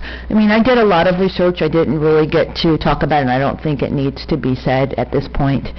But the chemicals that they are dumping, tens of millions of gallons a day, into the water are one of the most toxic ones known to science, dioxin. That is not a joke. Whether it gets back into the environment from transpiration through the clouds and comes back down, or whether it floats down, I'm not a scientist or an environmentalist, so I don't know. But we need to consider how we can protect ourselves, because that's just around the corner. That's just around the corner. And they're not even listening to the EPA. What their chemicals exceed the levels that are allowed. I don't even know how that happens. And this is academic information. I'm not just saying this. This is, I can't find it now, but it exceeds the level, the toxin levels. So if they're not going to listen to the EPA, how are they going to listen to us? I think they're just going to kind of go around it. So just to be proactive, how can we, just a rhetorical question, how can we protect ourselves for the future and our environment and our industries, so that we protect ourselves and our viability and our ability to grow and attract people and business and all of that. So, but anyway, thank you very much, and thank you for allowing me to speak. Thank you very much. Ms. Jeannie Beck. Jeannie Beck, Osceola Street, Panacea. I have to tell you, I have never seen the five of you look more handsome. I noticed you did your hair different, Ralph, and you all look so good. You do. I've been waiting, hoping and praying for this day where I could stand here and tell you I am so proud of you, all of you. I'm so happy that your resolution was passed. Ralph, the one you came up with, that resolution, it's great. And the other three, although I know Randy's kind of in a hurry to go home, but you know, but you other three, you know, you did your work and you thought about the points and you did the right thing for us, because you're our commissioners, and you know, you're what we have, you know, and this is just so great because everybody came together. This is important, and it's just a very happy day for me, and I thank you all very much. Thank you for sharing that. All right. Howard, now discuss. Okay, Emily Lane. So I brought it back multiple times here as far as road paving, Emily Lane. Where does it stand? We've cleared, we had one right-of-way issue to clear up, and we're in the process of clearing that up right now. As one property owner, they're dedicating their property. As soon as we do that, we've hired the engineer to go a preliminary study. We've got, and we'll have a estimate here shortly, and we bring it before the board. This is the guy at the end of the road on the left? Yeah. We cleared all the made sure all the right-of-way was right, and I'm glad we did it, because we had one that had not been dedicated over to the county, but he's willing to. Why are we paying an engineer to do a study? It's just a little bit of stormwater thing. It's not much. Not much. We're exempt from permitting because of swelling. I understand, but we've got a little stormwater issue there we just need a little extra help with. There's a big, almost like a pond in the middle of that road. Yeah, so, but we've got that, and we're going to be bringing it to you guys here shortly, as soon as we get that right-of-way issue straightened out, which everything's good. He's willing to give it to us and all that. Is it budgeted? Yeah, well, we've got money in the budget for it. I just bring it to you guys because it's going to be over the $30,000 limit. So is this something the board votes on? Yeah. Mm-hmm. Okay. So when do you anticipate, more or less? Brent? About a month. Well, that's fantastic. I did advocate for this road, right, guys? The woman that lives up there, she's been asking about this for years and years. You support it? We're not going to bring it. We don't want to bring it back to you until we've got everything cleared up and then ready to go. Absolutely. Right. So, but certainly by the end of the year, this should be paved. I would hope so. Ooh. End of the year. Well, January. I mean, you're saying in a month we can vote on it. Mm-hmm. I mean, it's just I would think so. Road. Okay. We got to just, like I say, we got to get through this, and then we'll move to the next phase. All right, but soon. Okay, good. So along those same veins, getting lots of questions regarding the sewer construction of Magnolia and Wakulla Gardens. So I had to have a conversation with you, and could you just go over that again, what your anticipated timeline is on that? The state actually did us a favor. They increased the funding, as we all know. As part of that, though, they did, one of the stipulations is that we had to combine the projects, and we could no longer do one phase and then the second phase. Really? Yeah, so what that meant was originally we were all going off the idea we'd be able to do it in phases at each Wakulla and Magnolia Gardens. But Northwest Water Management District encouraged us, or told us, that we had to pull those into one phase.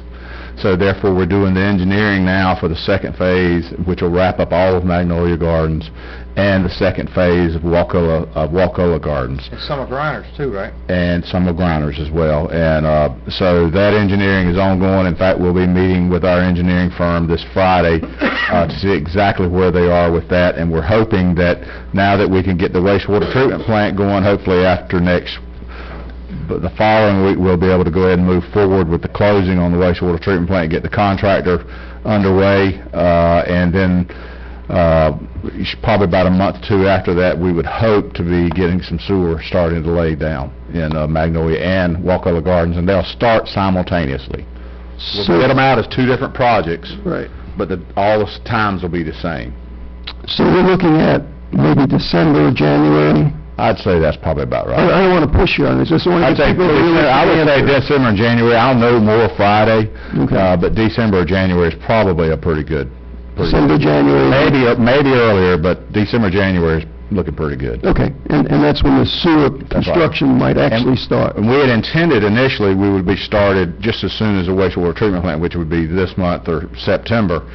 That was but when they said no, you got to combine them together, that delayed us. We had not anticipated that.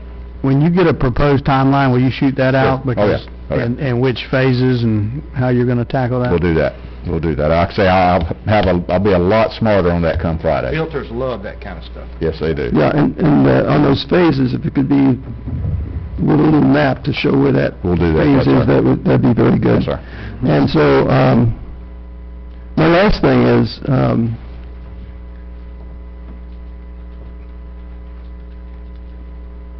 I want to thank the county administrator and I've always thanked him for the work that he's done on the budget and his clarity, and also Greg, and the Brandy. And Brandy, you know. Especially Brandy. She's the one that's accessible. That's the way to go. But you know, our budget keeps on getting more and more transparent, and whether we like it or not, the warnings we may get from our county administrator, he's not saying the sky is falling like Chicken Little. These are real things. He works hard on it, and I just want to bring that to everyone's attention. But what prompted me to say this about our county administrator, David Edwards, is I was in his office today for the usual pre-meeting conference to go over the agenda, and I came back into it and turned around and looked at this whiteboard that was there in the same room. And I looked at this whiteboard and I looked at these projects that were on it, and I was in awe. I know a lot of it came out of planning that you had done before, and the board has contributed to it. But the way you've put it together and the way you're moving forward, you really are a visionary, and I really wanted to thank you. Thanks, sir. Thanks, sir. I pushed to get David hired, by the way. Right? Didn't I? And I support David Edwards. Thank you, Dr. Kessler. Keep me on that one. I've gotten a lot of emails, very critical to say the least, of my desire to postpone the vote for 2 weeks. And I'd like to say, maybe in hindsight, that the reason I wanted to postpone it, to gather more information and look at it, is because I wanted to gather more information to look at it, not because somebody was paying me off. So I just wanted to say that. None of them will for me. No, absolutely not. You've never said that. I would like to just maybe address Miss Barbara Mansfield Wilson. I hope that wearing a campaign shirt's not in violation, because if it is, there's probably a lot of us in violation of a lot of things going to the senior center. You know, I guess someone's going to pursue that, and then 501c3 is not established by us, and so, you know, I guess I wouldn't want to take any action until something's been determined and adjudicated. I think they do a lot of good work. I hope we're not in a situation where someone's in violation just because they walk out there and help. We want people to help, and you know, I don't see how they would have the capacity to turn someone away because they're wearing a certain shirt. You can't campaign within 100 feet or 100 yards of the polling place. But if you're going there to vote, you can wear your campaign shirt while you're voting, and so I would think if that's okay, then probably have a hard time saying that would invalidate. I just want to put in a plug. They do a lot of great things. We've got a coastal cleanup coming out. I hope that the citizens will turn out and help them, and you know, we don't always have to agree, but let's agree on the things that's important, and maybe we can all work together. Volunteers for 501c3s for many, many years. We never allow anyone to show up in a campaign shirt. Well, You wear a shirt for the organization. By wearing and I don't know the answer. I don't know if it's legal or not. by wearing a political shirt. Man, we really can't engage like this. Yeah. This is, the discussion period's over. You brought it up. You brought it up. And I'll be glad to stay. This is discussion time, and I wanted to establish my position on it. And tax exempt status. If it's wrong, I'm sure it'll be dealt with. But I just think as someone that does a lot of volunteer work myself, you know, I'd likely turn up with a campaign shirt on as well, and I wouldn't think. Violation too. Yeah. Thank you. I agree with you. I Thank agree you. with you. Yeah. But somebody needs Could to... y'all talk about that? And I'll be glad to stay and talk with you as long as we need to tonight. I just wanted to throw out my support for Keep Wakulla County Beautiful. The lady from Chicago earlier was talking about how clean Lake Michigan was. It seems like Lake Michigan is clean today because of the zebra mussel. It's a snail-like mussel that is absolutely proliferated into Lake Michigan, and it gets in sewer. It's a bad thing in every other aspect, other than there are billions of them, and they have cleaned the water. But other than that, they're a horrible thing because they get into the intakes and water systems, and they just can't keep them clean. But anyway, they can see the bottom in Lake Michigan now because of the zebra mussel. Maybe Buckeye should get David, can you give us a little update on Shell Point, the marina? Okay. The fence up, the paving will be this week. We would have paved last week, but we've had the monsoon rains. So as soon as paving is done, the landscaping will go in, and we're going to be somewhere in and around the first of the Labor Day weekend.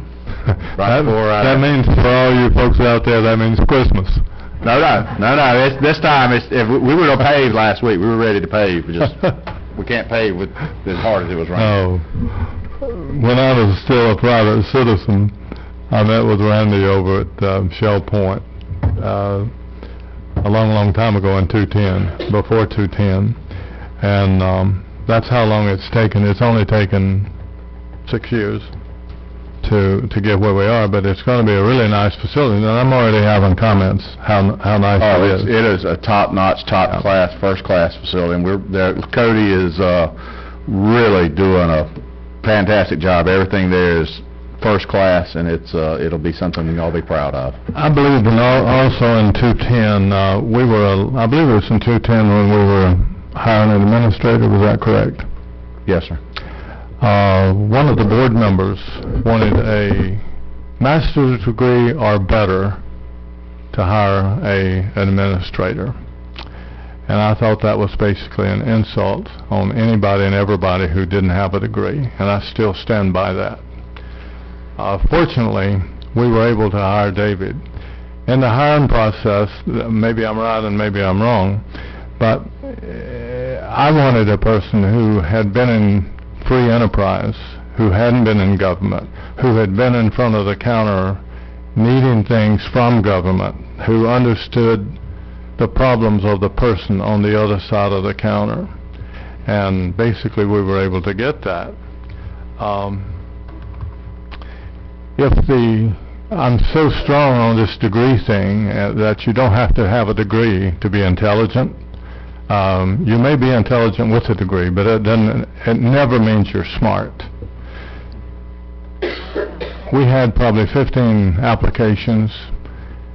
As I saw, I didn't want a public administration person. I wanted a free enterprise person.